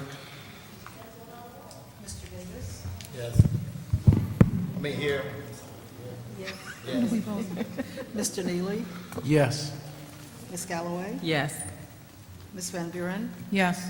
Mr. Kincaid? Yes. Mr. Mays? Yes. Ms. Poplar? Yes. Mr. Nolden? Yes. Mr. Freeman? Yes.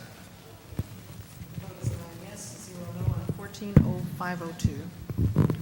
Thank you, Madam Clerk. And to the public, all of these ordinances will be before the City Council in September, and there'll be a public hearing on each one of them at that time. This is a time set aside for members of the audience to address the City Council. Madam Clerk will call your name. Please come to the microphone. You'll have 3 minutes to address the City Council. And first to be called this evening, First to be called is Mr. Arnold Mitchell. Mr. Mitchell. Hello, Mr. Mitchell. I reside at 579 East Linden Street Avenue. For you two, that's the address, 550 Well, anyway, I wanted to talk about that, falling through the cracks. We got the mayor, that financial management gives somebody 60 days to count down to judgment. And for the record, I wanted to be known that, the Reverend, it should be impeached, that guy across the street, this sheriff, instead of letting him go, that they got the councilman Mays locked up in jail. And I want to know, push comes to shove, Mays can get it done before 60 days. I want that to be put on the record. And like, and Scott, you giving somebody 3 minutes to address this kangaroo court court system you done turned it into. Over there you got the Judge Farrells. Don't know he know how to operate, but he just, what I'm saying is, push Mays one more time and then you'll see how fast you can give it 40 days before 60 days. And you know good well, I wasn't supposed to say a whole lot of stuff, but them 3 minutes, being careful what I say, address you the president, and Inez, I got to go through Inez to get to Peter Bays to put it on the record. And Ms. Pop, and the fire marshal Bill, talking about let me show me something. He showed us something. I want to congratulate him for catching them little rascals out there, and he done the job by himself.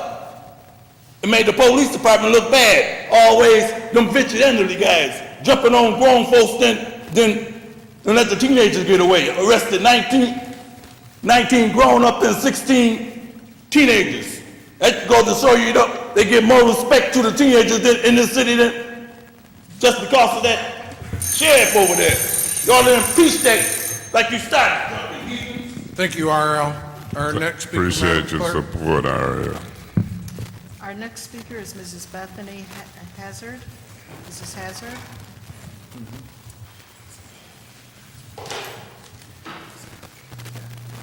I'm Bethany Hazard. I live at 2553 Swayze. I've seen a lot of change in my neighborhood, not for the good, in the last maybe 4 or 5 years. And it's really sad when I talk to people that are moving.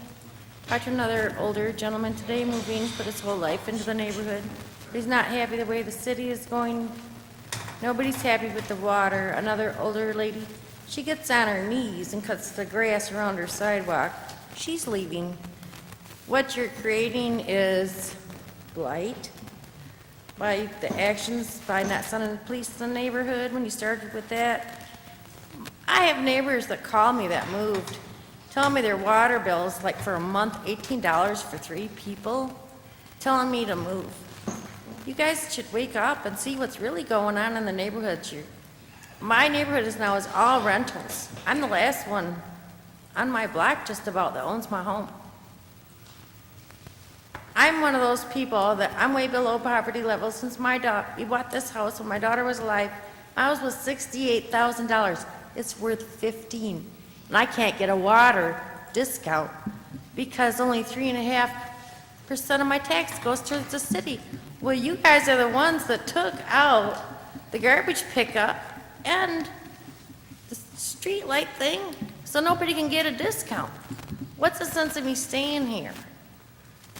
I'm fighting blight every day. I get outside to pick up garbage, constantly calling the police on your renters you'd rather have than the homeowners that live there. Because they're shooting off guns, selling drugs, standing under the street light, shooting out the street light I had to call. As soon as they had it in, they shot it out again. I live in West Flint. It's a shame how the city worked on making the neighborhood ghetto. The only thing I see you working on downtown in your favorite areas. I'm angry about it. The water rates are atrocious. It's sad seeing people in my neighborhood going without water. It is a shame. In this country, people do not have water. We have the Great Lakes.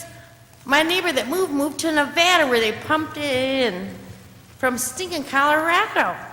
I have another neighbor that told me they're gonna buy a new car. With the water, the money they're saving on water. You ought to think about what you're doing to neighborhoods, destroying neighborhoods and people's lives. Mr. President, can you explain to the public why we ain't responding and, you know, in between? Yeah, the emergency manager issued an order for us to respond at the end of all public speakers, and council members will then have the opportunity to respond to your concerns. So it's not that we don't want to interact with you, we're just following his order at this time. Because some people, yes. Appreciate that. Our next speaker is Ms. Danita Pikes. Ms. Pikes?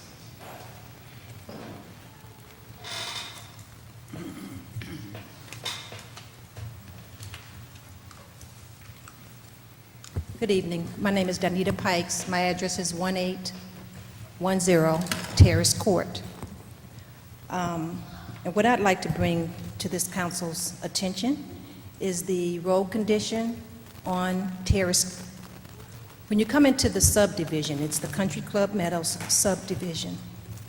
If you're entering the subdivision from Cherokee, and if you turn left, the road currently, it's not a sinkhole yet, but there's it needs some attention. Someone needs to at least come and look at it. It's a high-traffic area. I consider it a high-traffic area because I sit on my porch during the summertime, and probably, say, within a 5 to 10 minute span, you're looking at maybe 40 to 50 cars coming and going. Because when you enter the subdivision, there's residential homes, and then if you continue into the subdivision, there's also an apartment complex, which is the Country Club Meadows apartment complex. And that being my community, I'd like to see something done before the road condition gets worse. Then we may have liability as far as property damage or physical damage to a person. And my home is, as I back out of my driveway Monday through Friday, leaving home, going to work,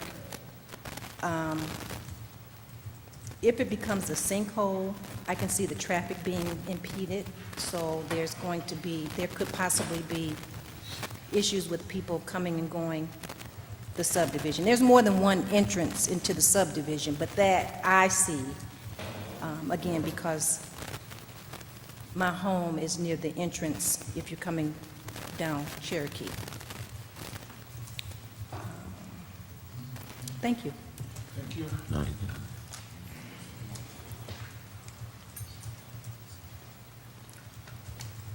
Our next speaker is Ms. Ann Metcalf. Mrs. Metcalf?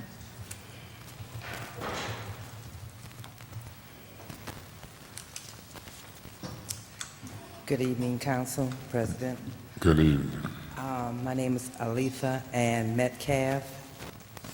I live at 1822 Terrace Court, and I came here, Ms. Pikes covered the thing about the subhole, and it is bad. But I came because we need a stop sign. We have a stop sign at the corner of Cherokee and Terrace.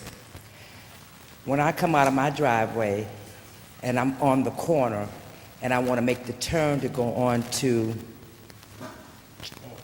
Cherokee, when there's cars parked in across the street at 1905 Terrace Court, it blocks the traffic coming from the apartments or from the area. And it's been several times when it's been near misses, when a person from the cul-de-sac is getting ready to turn and a car is zooming around the corner. It has been a time when I've even come out of Danita's driveway and I'm already backed out, and somebody's coming out of the apartment complex, and they're zooming. And with that hole there in the street like it is, they're going over to the left side to go around because they're trying to miss the hole. So it is really dangerous over there, and I'm afraid for the kids too when they're catching the bus because it's dark out. Well, it will be eventually when they catch the bus for school. Nobody's stopping. If the police want to get some tickets, they can come and sit in my my driveway or Danita's, and they would be able to clean up because they don't even do a roll through. They just drive through. Thank you. I hope you can get this addressed. Thank you. Mr. President, ain't no slick way to tell people that we hearing what they say, is it? There's experts in my ward, so. Yeah, I know it. I was just letting them know they were new. I had never seen them, and I know you're hearing them. Address it at the end. Right. I've already addressed it. Our next speaker is Mrs. Barbara Griffiths Wilson. Ms. Wilson?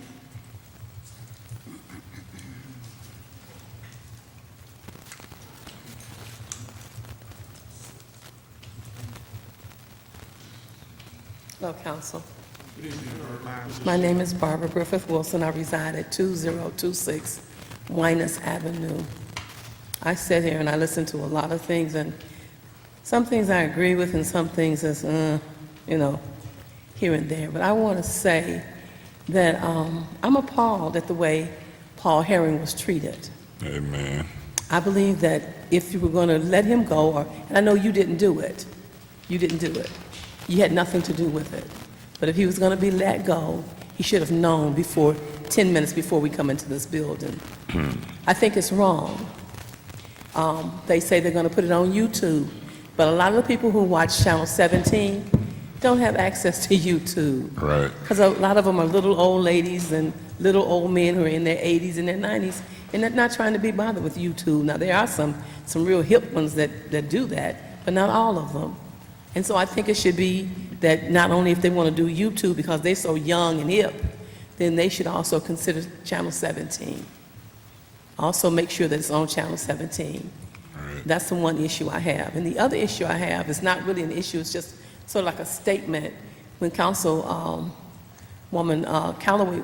Galloway was talking about the medical marijuana, and it reminded me of the Prohibition days, how they forced people underground where people were selling hooch, as they call it, which was liquor, until the government could figure out how to tax it.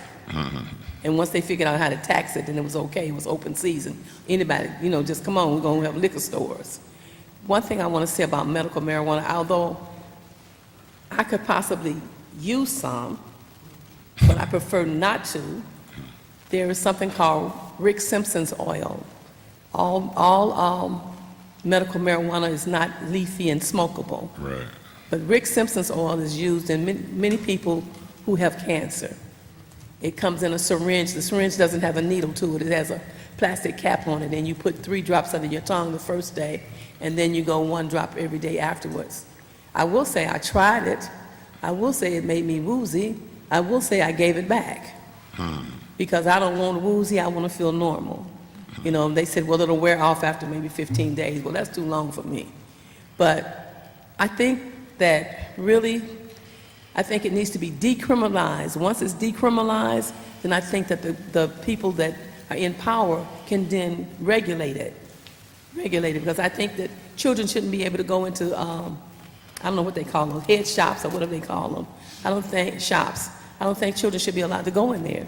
And I think they shouldn't have had water and candy for sale because that draws children. Because if I pass by and I'm a kid, I want some candy. Woo, 3 minutes went fast. Thank you.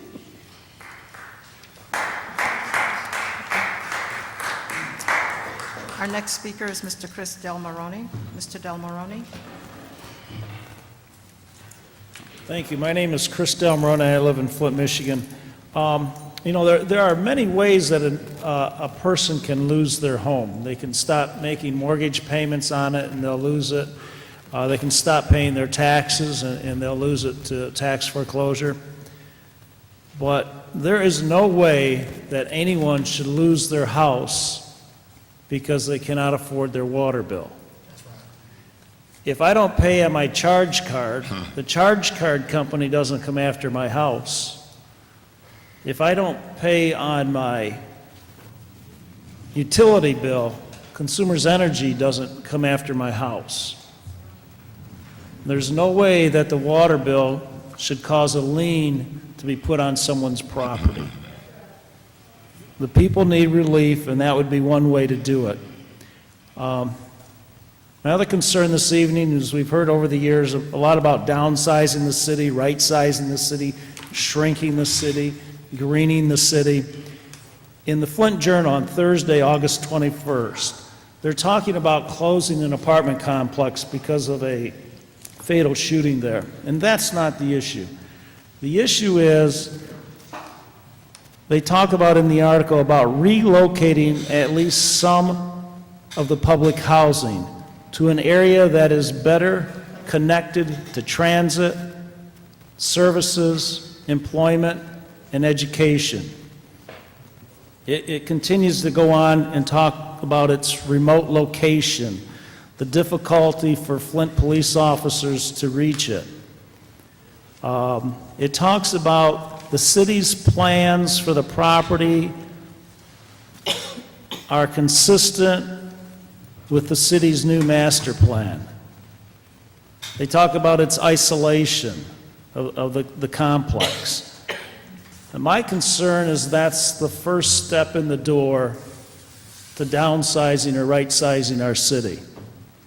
I think we're approaching the day that we need to ask ourselves, who is running this community? The emergency financial manager, the mayor, city council, or could it be Flint's director of planning and development? I think it's a question that needs to be asked. I know there was a lot of concern about that, the downsizing and the greening in the new master plan. And if this is part of that master plan, I would say that the public was misled. Thank you. Thank you, Chris.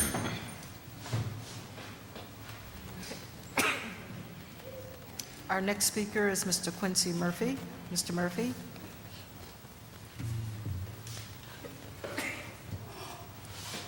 Good evening. Good evening. My name is Quincy Murphy, and I just want to first congratulate Sheldon Neely on his win for the primary for the state rep position. I come here, I want to speak on a couple of issues tonight. The first one I want to speak on is Paul Herring. As you guys know, he's been here for the last 3 years, if I'm not mistaken, based on what I kind of calculated, volunteering his time to record these city council meetings with no pay and still having to take care of two young men that was transitioning from high school to college. And I know there were days where we would be in the back and he would talk about him having to pay bills and being behind in his mortgage and trying to see what he can do to pull some money together to keep a roof over his head. And these are things that he didn't come, and hopefully he don't be offended by me bringing up issues such as this to council tonight, because he do have a wife and 2 kids that's either just graduated in freshman year and sophomore year in college. And this didn't come by him just coming here, working every council meeting, committee meeting, recording, not knowing where he was going to get his next paycheck. That's very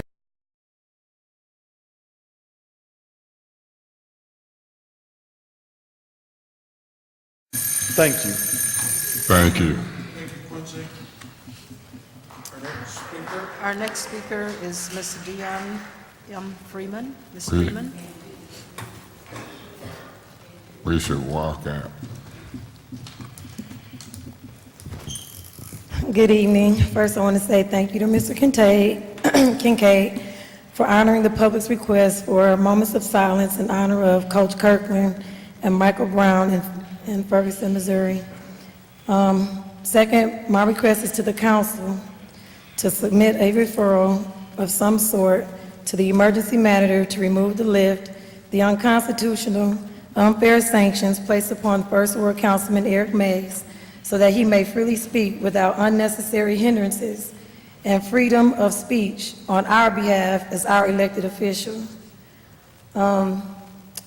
3, and they may not be in order, I wanted to know on the Michigan, not Michigan, but the local marijuana ordinance that's up and talked about, the fees that will be received if they're collected, how would they be applied to the bottom line? Because the police are already paid by city taxes. Which fund would the monies collected, if any money's collected?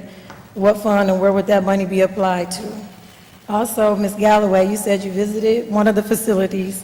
One, I wanted to know, did you already have a card or do you have a card? Or were you going there to apply a card or were you going there to do some investigation? Also, and I will say I am a card holder for many different reasons, for my personal pain, family history, and some other cancerous issues. So everybody has to choose their choice of how they want to medicate themselves. Sometimes we're forced to take pills because that's what the government says we can have. But then by our own choice of what we want to choose for our own personal bodies is a choice of freedom. And then the people of Flint, Genesee County, and Michigan, we've said that we support this. So that's something I just want to submit. And then also, if the emergency manager is not going to be here to speak when we're speaking about issues that he's making decisions on, when will we get a fair answer or an answer immediately if we can, if he's not here to answer the questions that we're answering? Will we ever receive a follow-up on the issues that we have questions about during these council sessions? Also, one of the concerns, and I know my neighborhood and other areas, is the portable basketball hoops. We're glad that the children and families can afford them and they're in the streets and things like that, yet sometimes it poses a safety issue. I don't know the city's position on what we can do about that, or actually the police's position on what we can do about that to make driving safer on our streets. And number 6, I know it's election time, and I've heard something on the radio about how everything's going to be so great for the kindergartners and the pre-K programs and things like that. Under Governor Sider, before, the monies were already being held for our pre-K and Head Start programs when we didn't do what he wanted us to do. So I want to know, are we going to have to go through that again? I know we're under his authority and control, and hopefully we can elect somebody else that will do better by the citizens of the state of Michigan.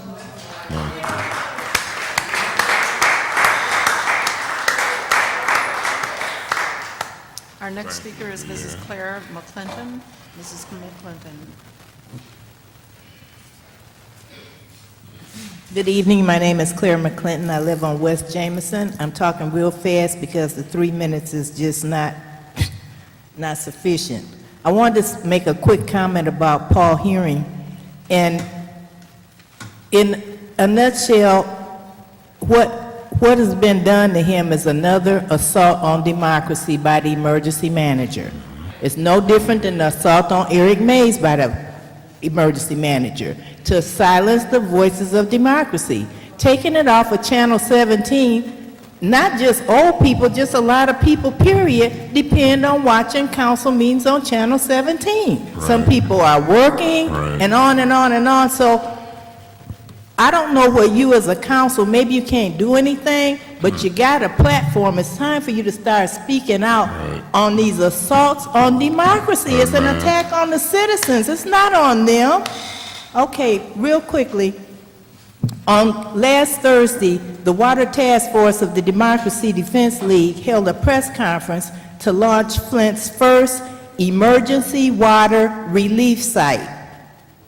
The emergency relief site is located at the Mission of Hope Drop-In Center, 4618 Roberts, that's Wager near Industrial. Pastor Bobby Jackson has graciously agreed to volunteer the mission as a drop-off as well as a pickup location for those who need water. So between the hours of 10 and 2, Monday through Friday, people can donate water, drop water off there. People who need water can come and get water from 10 to 2 at the drop-in center. More and more residents are living without water in this city. and it was a scandalous at Ambassador East Mobile Homes, where these families are living without city water, and they're going to the cemetery pumping water. That was also scandalous about Shady Acres on Pearson Road. I'm glad, Ms. Poplar, that you questioned about the people being evicted through no fault of their own. Why didn't they just go after the man's property like they would us? No, they kicked out the people who was paying their bills. Now, we got a recent report showing that the Flint River water could have E. coli. We're hearing from citizens about skin rashes, foul smells, and so on and so forth. So I'm just asking people to drop off water at the Mission of Hope on Wager and Roberts near Industrial, Monday through Friday, 10 to 2. And if I can close, these are short-term things, but I would like, if I can approach the council and hand out copies of a water affordability plan that was introduced in Detroit back in 2005 to use as generating some ideas from the council. And if I can, I would like to approach the council, or... Yeah, we'll collect those. Are those for us? Yes. Yeah, you can put them on the table right there, and on that table, and we'll come and get them. And then I'll make sure the council members all get a copy, okay? Great. Thank you. Thank you, Claire. I'm gonna have Janelle, pick them up. Go ahead, Eric. I'm sorry. I'm trying to see you get up.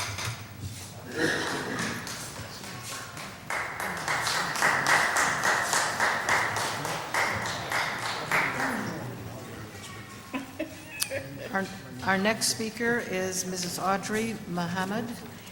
Mrs. Muhammad.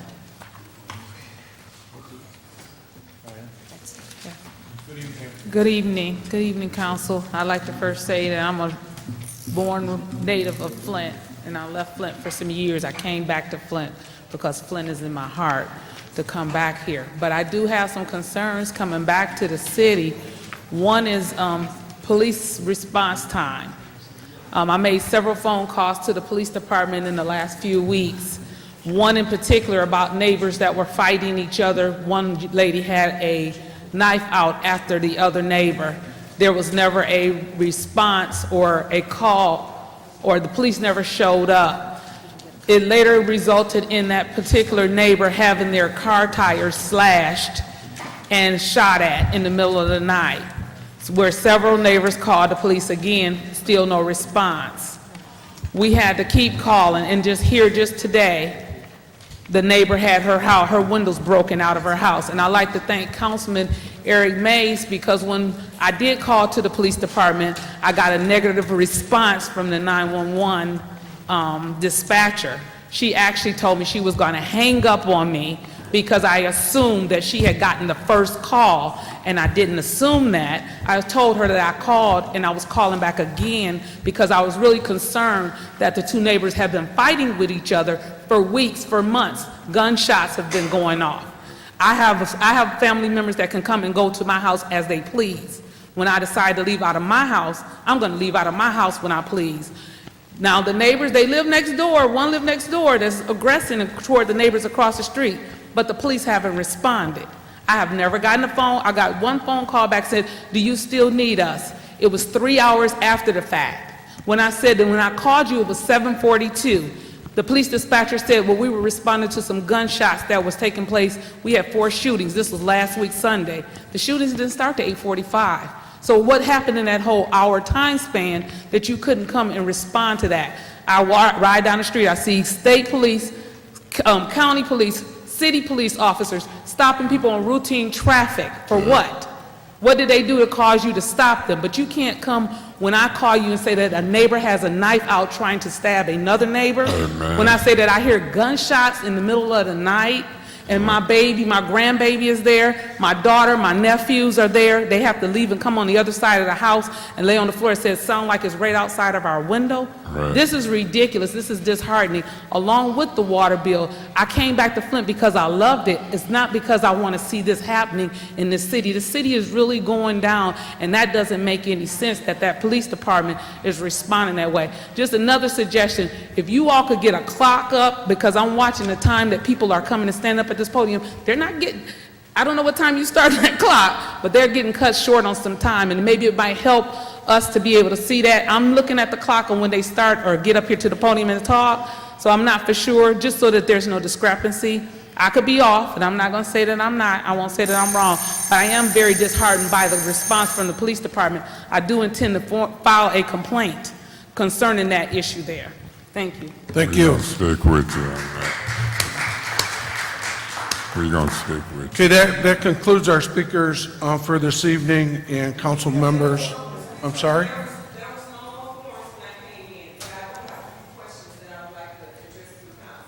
Ma'am, you can come, we don't have a slip on you. You can come, okay, you can come and just give us your name. We don't need your address or anything at this time. Okay, my name is Gertrude Marshall. Okay. I have just a few questions. The first question is, the Kroger's that's being closed out on Pearson Road, is there any kind of way that the city of Flint could take over that store and let it be Flint's own store that would bring back money to the city? You know, it would also be a place for the people to go and shop as well. My next question is, when you guys voted to raise your pay, you also voted to raise the water bill. I've been told that Mr. Davis was one of those that voted to raise the water bills instead of lower the water bills. But yet you on the front line saying that this is unfair to the people in Flint. But you voted to raise the water bill, and I'm not understanding that. I'm not understanding that at all. It's not true. Okay.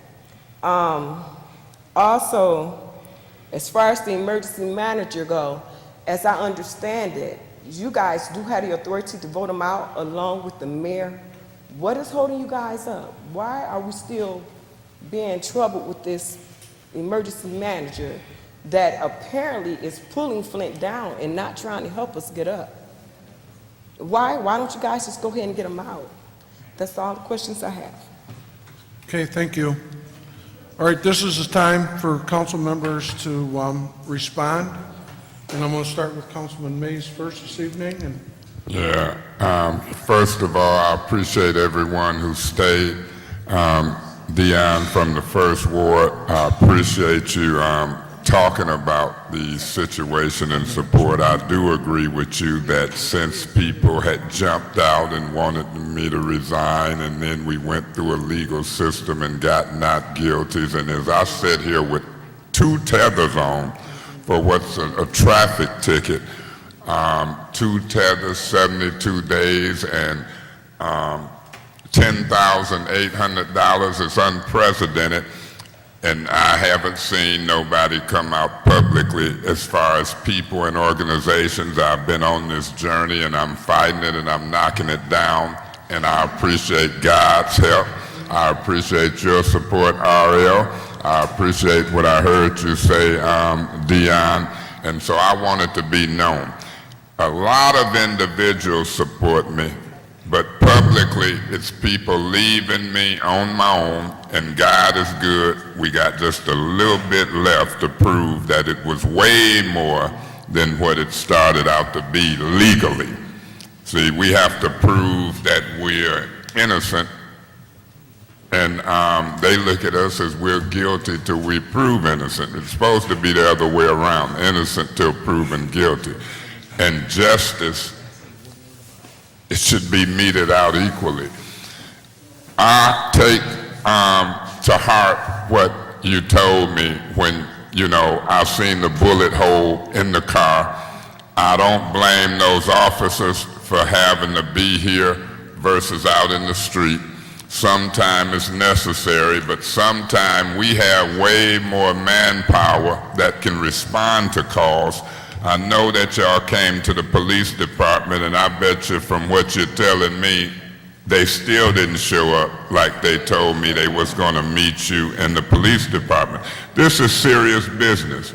You got people in violent crimes and they can't get a police response. I believe as a group of council people, we got more power than we think we got. When we stand together, when we speak together for right and wrong, it ain't what the emergency manager say. The emergency manager gave me my own order. He said you can't speak to staff. He said you can't be in City Hall past 5 o'clock. I speaks to staff. I'm in City Hall past 5 o'clock. And what has happened to me? Now maybe something will happen tomorrow, but sometime you have to do what you think is right. You have to do what you think is right. You have to stick together, and you don't fear no man. You don't fear no emergency manager. When people put you in office, people call me from one ward to another, and you do your best to service them. Whether you speak to staff, I'm gonna in a minute just start speaking back to people when they come up here and speak. Because it's ridiculous to sit here like a dummy and people don't even know if you hear what they say. And so I said to myself, as I clear up my legal issues, because I'm not foolish to the extent where you just compound your legal issues. You knock them down one by one, you pray to God, and as you clean up your legal issues, then you pick up your protest. I'll try to be here with Rosa Friday at 11 talking about water. Mr. Kincaid, to the council, as I sum up what I'm saying, regardless of how many minutes I said it, we know how to talk. We know how to be courteous. And I hope that we know how to get Snyder out of there. We met with the Treasury Department last week. And I'm so nervous about that chief administrative officer because in Pontiac they put a chief administrative officer in with special powers. And so believe me, to the public and to my colleagues under these stupid rules, we need to start believing that we got more power if we stick together, be a voice and speak and stand up and protest wrongdoing. God bless you. God is keeping me.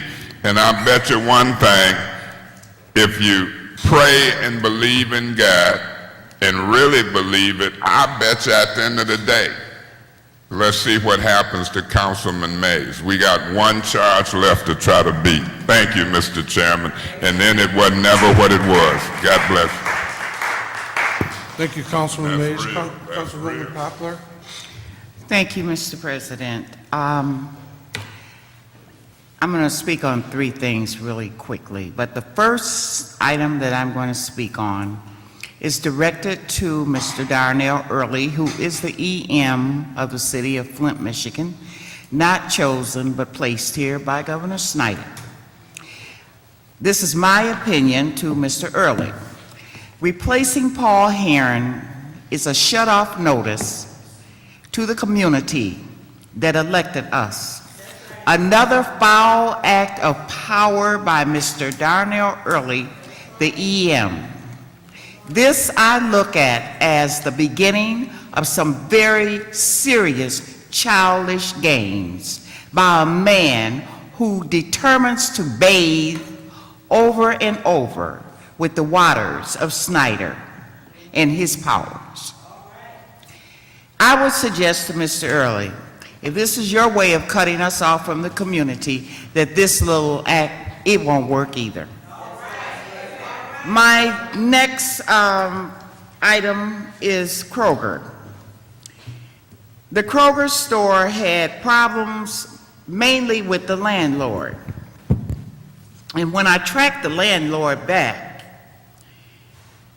the landlord's brother, who met with me Dane Walling, and others of this city over and over and over. Even met with the former governor, Jennifer Granholm, and also with Woodrow Stanley.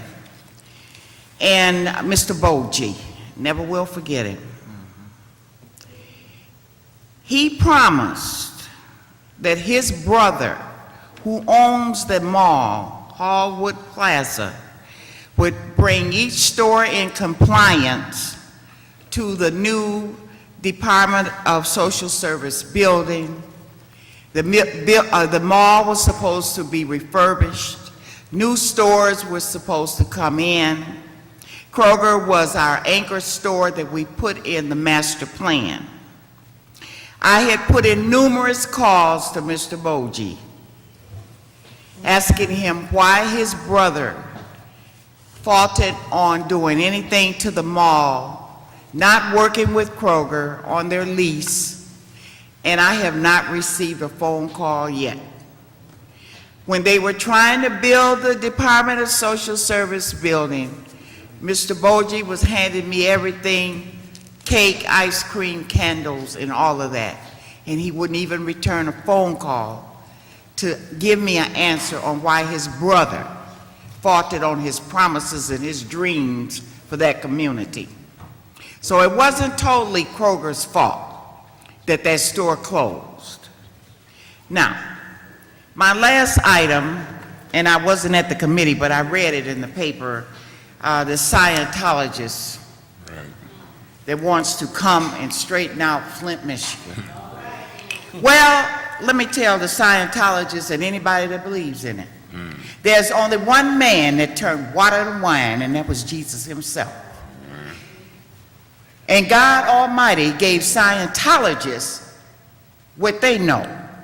But science always has a problem wrestling with God, and I think that is one of the most childish things I've ever seen. When a man give you your knowledge and you're gonna wrestle with that same man, I think it's real stupid. Now, if Scientologists, which they took what they want to use from the Bible, it says don't kill, don't steal, all that. They took that from the Bible. If it was so great and it worked so well, then why are you not over in Iraq, Iran, all over there? Why are you not straightening all of this out?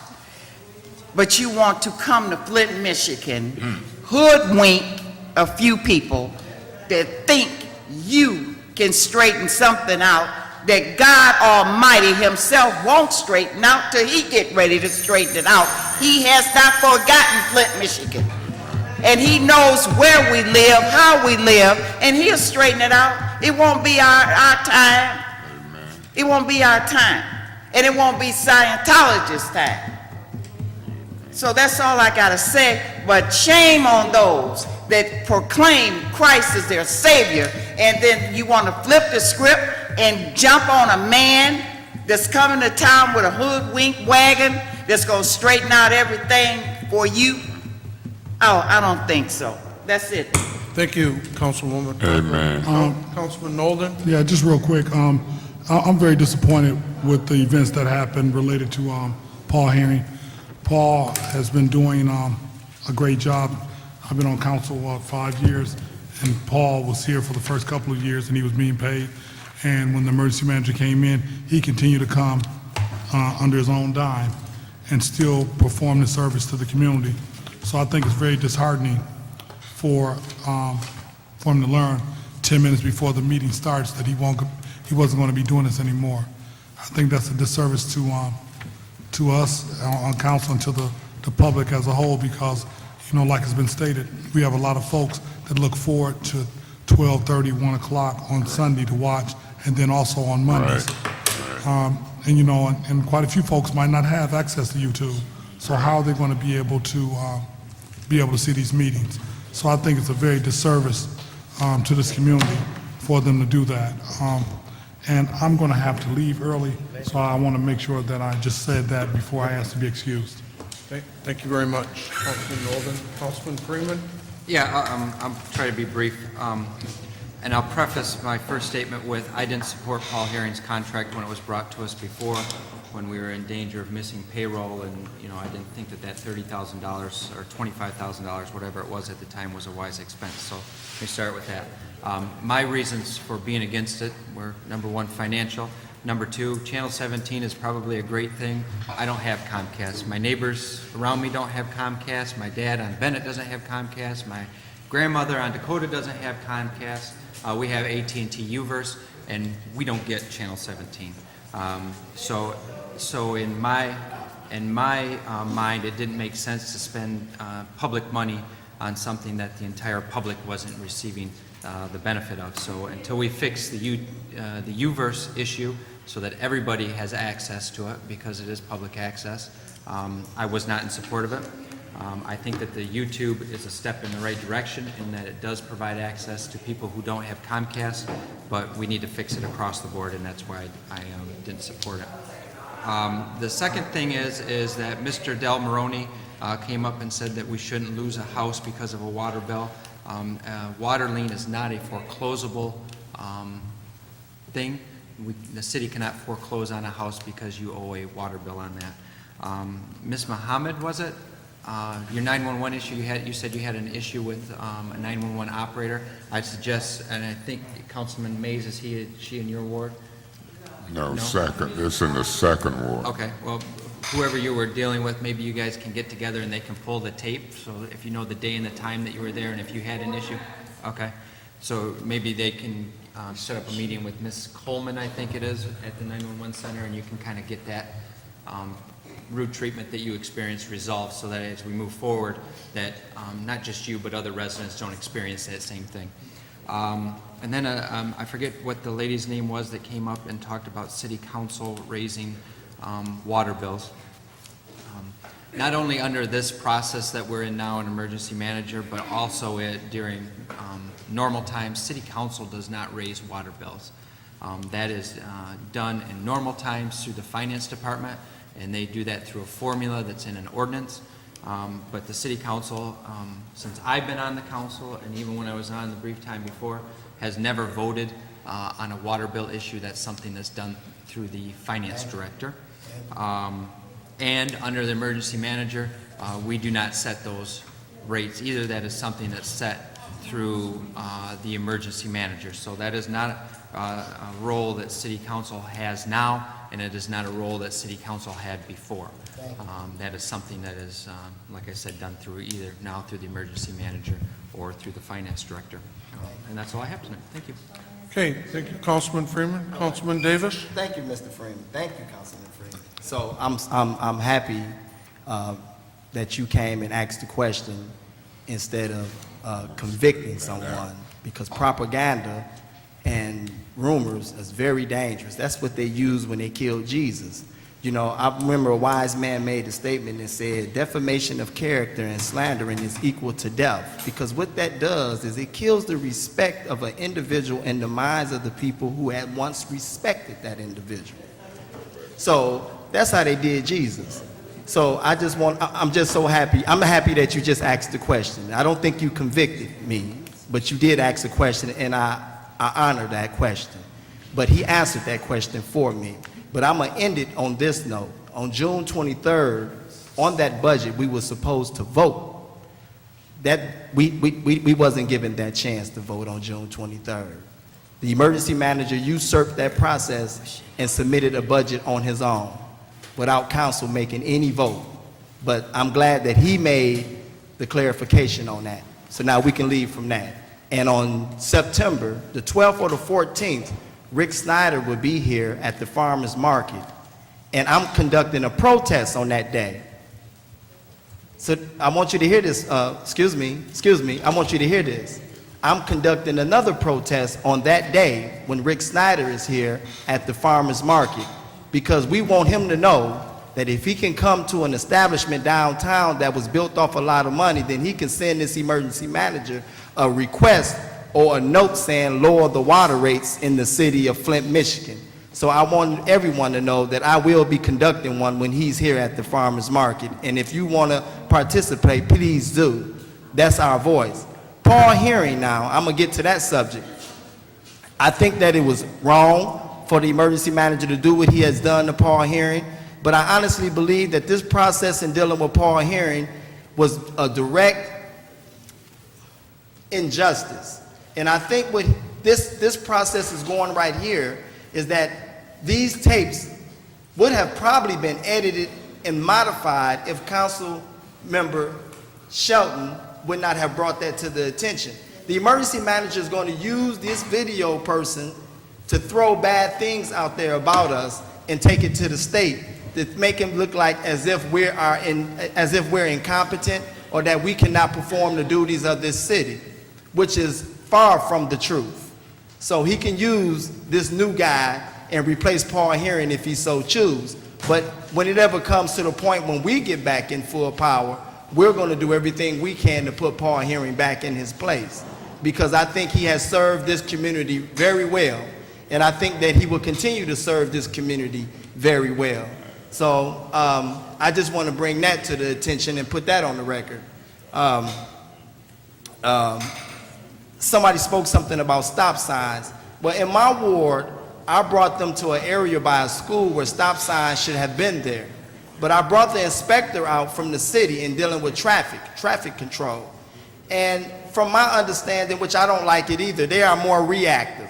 They have to have incidents of car accidents and police filing tickets, and I think it's wrong.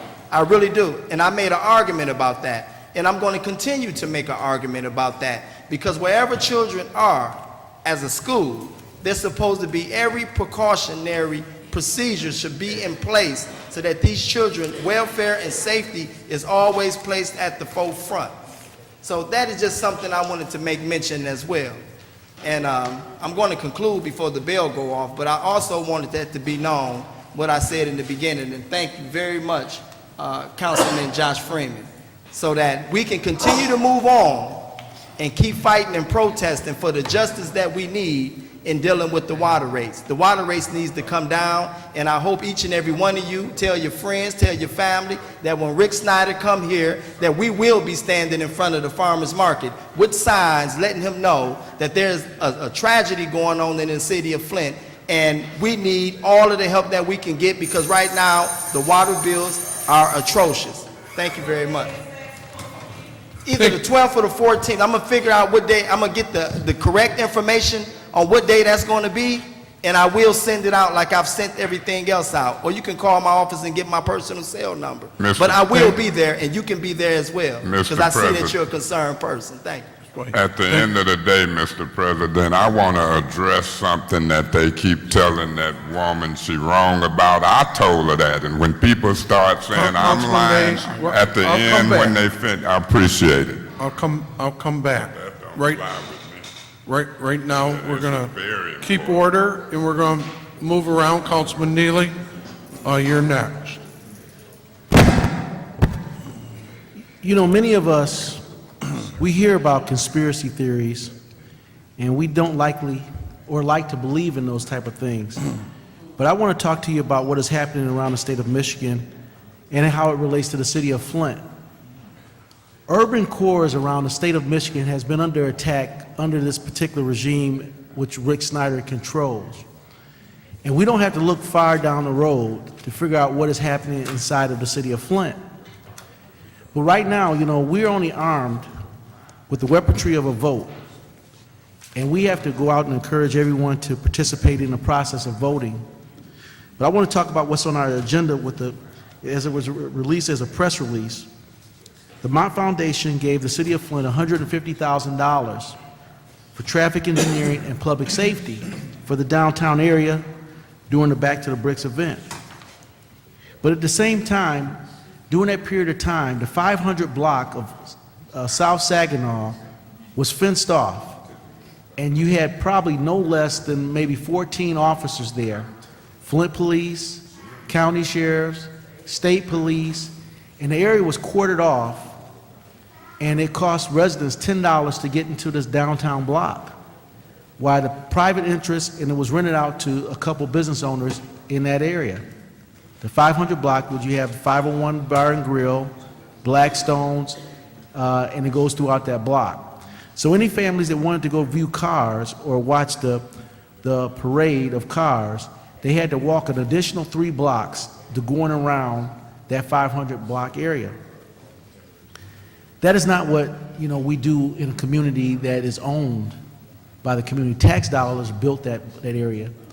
And in previous years, before anyone could take a city block or use city personnel, it would have to go before the elected body so it could be sanctioned. That did not happen. That did not happen. And furthermore, as we look at, when I talk about this conspiracy that is happening through urban communities throughout the state of Michigan, they liquidate those communities of all the assets the community has. The selling off of all the assets that community has. And they talk about it as if they're helping us, but they're not helping us. This emergency management experiment has been going on in this community for 3.5 years, and we're in worse situation now than we were before they got here. Now you look at what they're talking about moving in the future.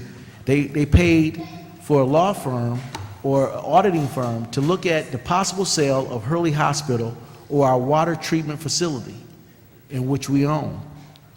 We can't be asleep, and we just continually can't just complain about it, but we have to be about action and take action steps to stop this. As they said that we're in a financial emergency, but he hired another videographer to come in here and videotape today, when Paul Heron has been doing it at his own expense. He pays his own personnel staff with a limited skill set, a skill set that's not up to task to operate the city. We've seen it when they couldn't plow the streets in the wintertime in our community. And he pays them record salaries in a financial emergency. He hires a firm that tells you that they did a water study. They only tell you that he was going to raise your water. So it's time for everybody to arm up this November with the only weaponry that we have, which is a vote. And we're going to have to come out in more than 5%, 6%. So everyone needs to go adopt 8 people and get them to the polls to stop this. Because, as we go forward and fight, we're handicapped here, and we need your help. We can only be as strong as the constituents, and we all are frustrated and angry about this emergency manager experiment that is collapsing urban communities throughout the state of Michigan. It's no conspiracy theory, it's our reality. So we need you. Thank you, Mr. President. Thank you, Councilman Neely. Councilperson Galloway? Thank you. Wait, before Monica starts, could I request that all council Please. discontinue sidebars? I mean, each person has been given respectful time to say what they're saying. I think Councilman Neely had some very important things, but it was very distracting. And I think we should just, have some professionalism and courtesy while we each do our comments. Thank you. Thank you. Was that her time, or may I respond to that? Because, No. I will respond to that. Councilman Mays, we're going to Because move if on. she can say something about it, I want to, We didn't interrupt you. Well, Don't I mean, interrupt me. I'm just saying. Councilperson give me Galloway. some Thank you. You have your 5 minutes. To the young lady that asked, do I have a marijuana card? No, I don't have a marijuana card.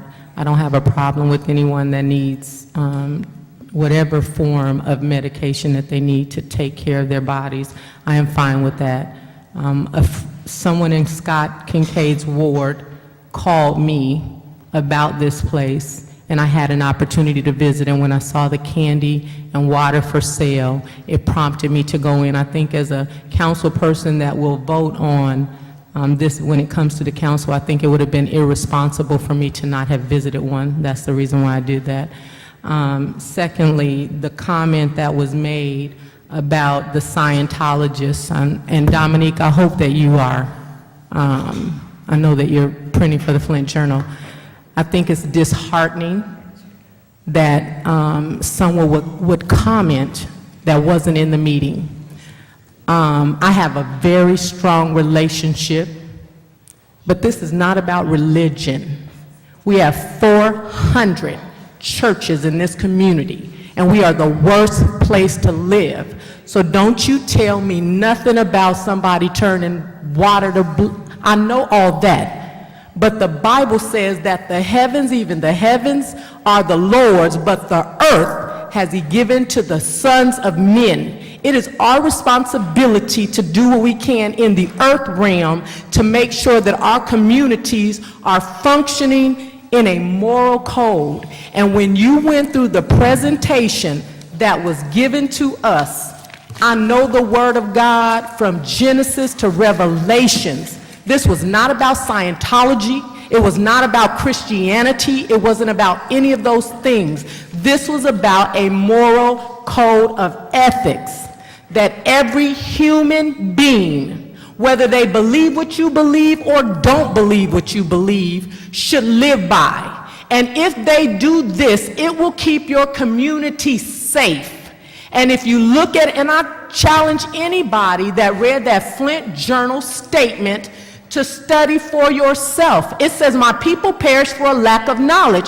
But because you reject knowledge, I reject you. So this is not about God moving in his time. He's waiting for us. And when this presentation was brought to me, it brought me to tears. Because it was things that need to be spoken to on a daily basis that have nothing to do with God. It has to do, because some people don't believe in God. Everything has to do with God, Miss Monica. I'm not talking, even you, me, and Jackie, everything. Jackie, please. So we're not going to get in a debate about God. Excuse me, Mr. President. There are but when you start talking about God and take him out of anything, Jackie, I'm going to say something to you. Jackie, you know what, Okay. Councilwoman Poplar, listen, Jackie, you guys listen. you're out This of is not order. about that. What I'm saying is there are out of order, 6.7 billion people in the world. Everybody doesn't believe what you believe. And so you need to not be debating. Paul said, it is not time for us to debate. It's not about that. What can we do to bring the community together? So that if you don't believe what I believe, if you're my neighbor next door, we live in unity. You don't steal from me, I don't steal from you. You don't kill my kids, I don't kill your kids. You don't live in promiscuous, and I don't either. These are just things that will help Good us night, Mr. regardless President. of what you think. And so I just wanted to be said that please research this for yourself. If you see the short video that we watched, it brought tears to my eyes because it was simple responsibility that every human being should live by. I don't renounce God in any... Jackie, But they're not. But they're not. Jackie, Councilwoman Poplar, you're out of order. And I agreed with the Jackie. police chief. If you guys look at the comment, the police chief, Chief Tolbert, is a man that has come into our community and is very serious about doing what he can to make our city safe. And Chief Tolbert said, it is worth taking a look at. If it's something that can help our community, I am more than willing to do that. And so as a community, we need to find a common ground because everybody's not going to agree with you. And that shouldn't be the barrier to making our community not better. And so I'm just saying, it says live peaceably in the land, even if you're a foreigner. Amen. Thank you. Thank you, Councilperson Galloway. Councilperson Van Buren. Okay, first I'd like to Oh, say... can I just say this? And Scientology, just Dominique, at the end of the thing, it didn't even say. Monica mentioned as she was introducing who she was, I'm a Scientologist. That was the only thing that came up as she introduced herself at the end, just for the record. Thank you. Thank you. Thank you. Thank you, Councilperson Okay. Galloway. Okay, I would like to start out by saying thank you to the group that is here. Even though we only have 10 people, which is kind of a low number from what we've had in the past, all of you each brought very important information, either of what's going on, where some of our problems are, and also updates on what we should know on what we can do for ourselves, like as to what Chris shared with us. Now, as to the taping, I think part of it may have also stirred up from when we had the blue ribbon presentation at our last council meeting. It was reported in the Journal that we had a 3-hour video and that the council was obnoxious and outrageous and truly disrespectful to the presenters. and that this seemed like a 3-hour outrage that council had displayed. But if any of you who were here or took the time to watch the video, our meetings are normally 3 hours anyway, so we were within our normal time. Our first hour is just usually going over basic information to get our agenda started. Then we had the presentation from the Blue Ribbon Committee, which was probably about another hour, and within that time, also questions from the council, which we all, I think, were on the same line as to feeling this needed more community input and support. And then the last hour was reserved for public speaking. So I don't know how this meeting was out of control. This meeting was made possible for you to see on YouTube, and also through the efforts of Paul Herring.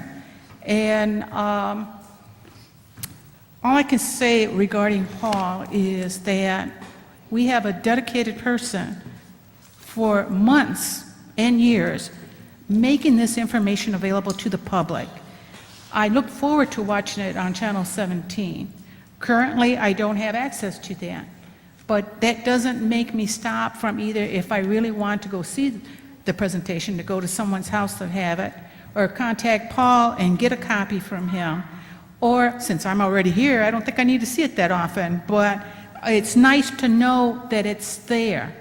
So now, what's going to happen? I don't know. Paul was trying to attempt to record what he could of today's meeting, but because of some of the equipment that he needs, he doesn't have access to right now. Hopefully that'll change for the future. But I'm asking members of the council, let's help to support this with some type of donation. I don't care if it's $10, $15, $20 for each time he's here. I'm asking for the public. Hey, just a couple dollars, just something to help pay for the equipment, the DVDs that he has to use, and his time, and to show that we want that information to be out there to the public and available like it should be.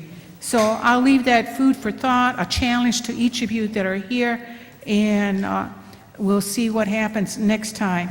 As to police response time, I wish I had known about this last week, because I had not had any information on it. It could have been discussed at public safety meeting, but I definitely already put it on the agenda for our next month's meeting.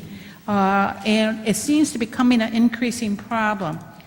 A lot of us interact with each other, and sometimes things may not go on in our ward, but may go in somebody else's ward, and we get contacted, so we get shared. There's a number of council persons here that have given me information that they receive in my ward. In fact, yesterday I received one for Councilman Mays regarding the lack of police response, which I appreciate, and I have talked to the citizen, and we're working on there.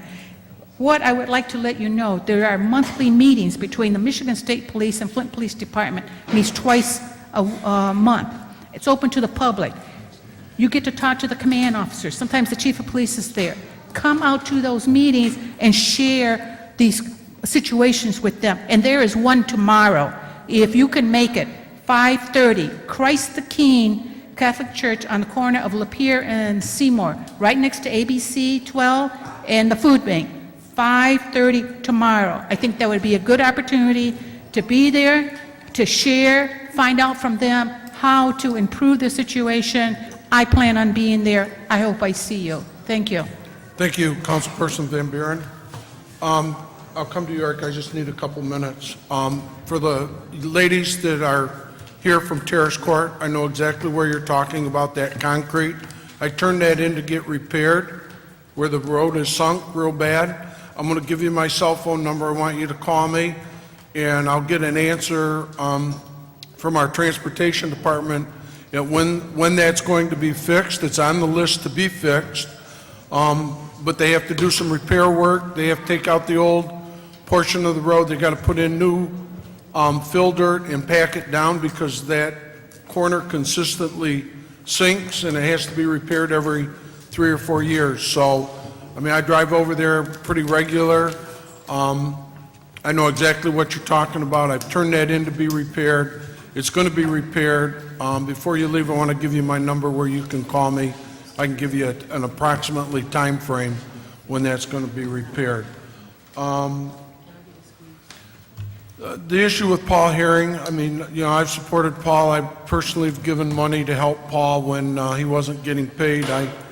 I think that, you know, publication of our meetings is very important for the community. Not, as Councilman Freeman says, not everybody has Comcast and can get it, but as we go forward, we need to look at better ways to, you know, get our message out and hopefully resolve this problem. And I don't have anything else. I'm going to give Councilman Mays just a couple minutes, and then we're going to adjourn. Yeah, Councilman real Mays? quick, because I got to be in the house at 9 with them tethers, so you can believe it's Well, let me go back. I haven't finished my 5 minutes. Hey, check this out.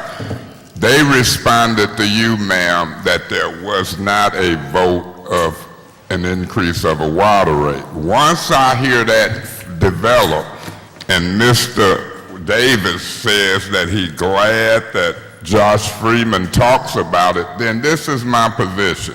When I put my name on something or tell you something and people try to say that I'm wrong and it's poison, just like I do in court, I will prove, and that's what we was talking about, Ms. Van Buren, with Mr. Finance Chairman Josh, when you were saying don't talk.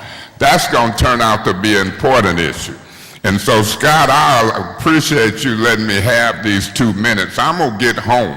But I guarantee you, when people try to make it seem like I'm giving bad information, it's a line item, revenue, water rates, increase. That budget includes the increase in our salaries for us and the mayor, and it also included an increase in water rates. The vote was 7-0. Nolan was absent, 1 abstention, and I sent emails out telling people what people wanted, what we should spend time doing, and I will prove it when people start calling me a wrong person talking in public.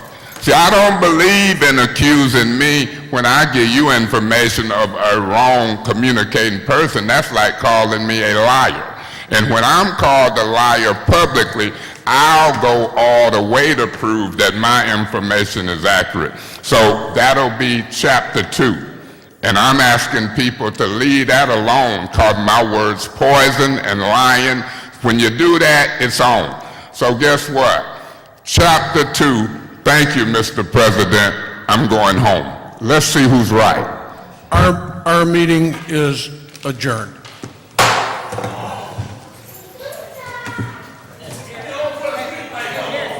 Yeah, call me tomorrow, please. The police showed up and wouldn't arrest him because I wasn't there. So I'll call you. I'm going through the same. You just gotta ignore it. You walking out? Yeah.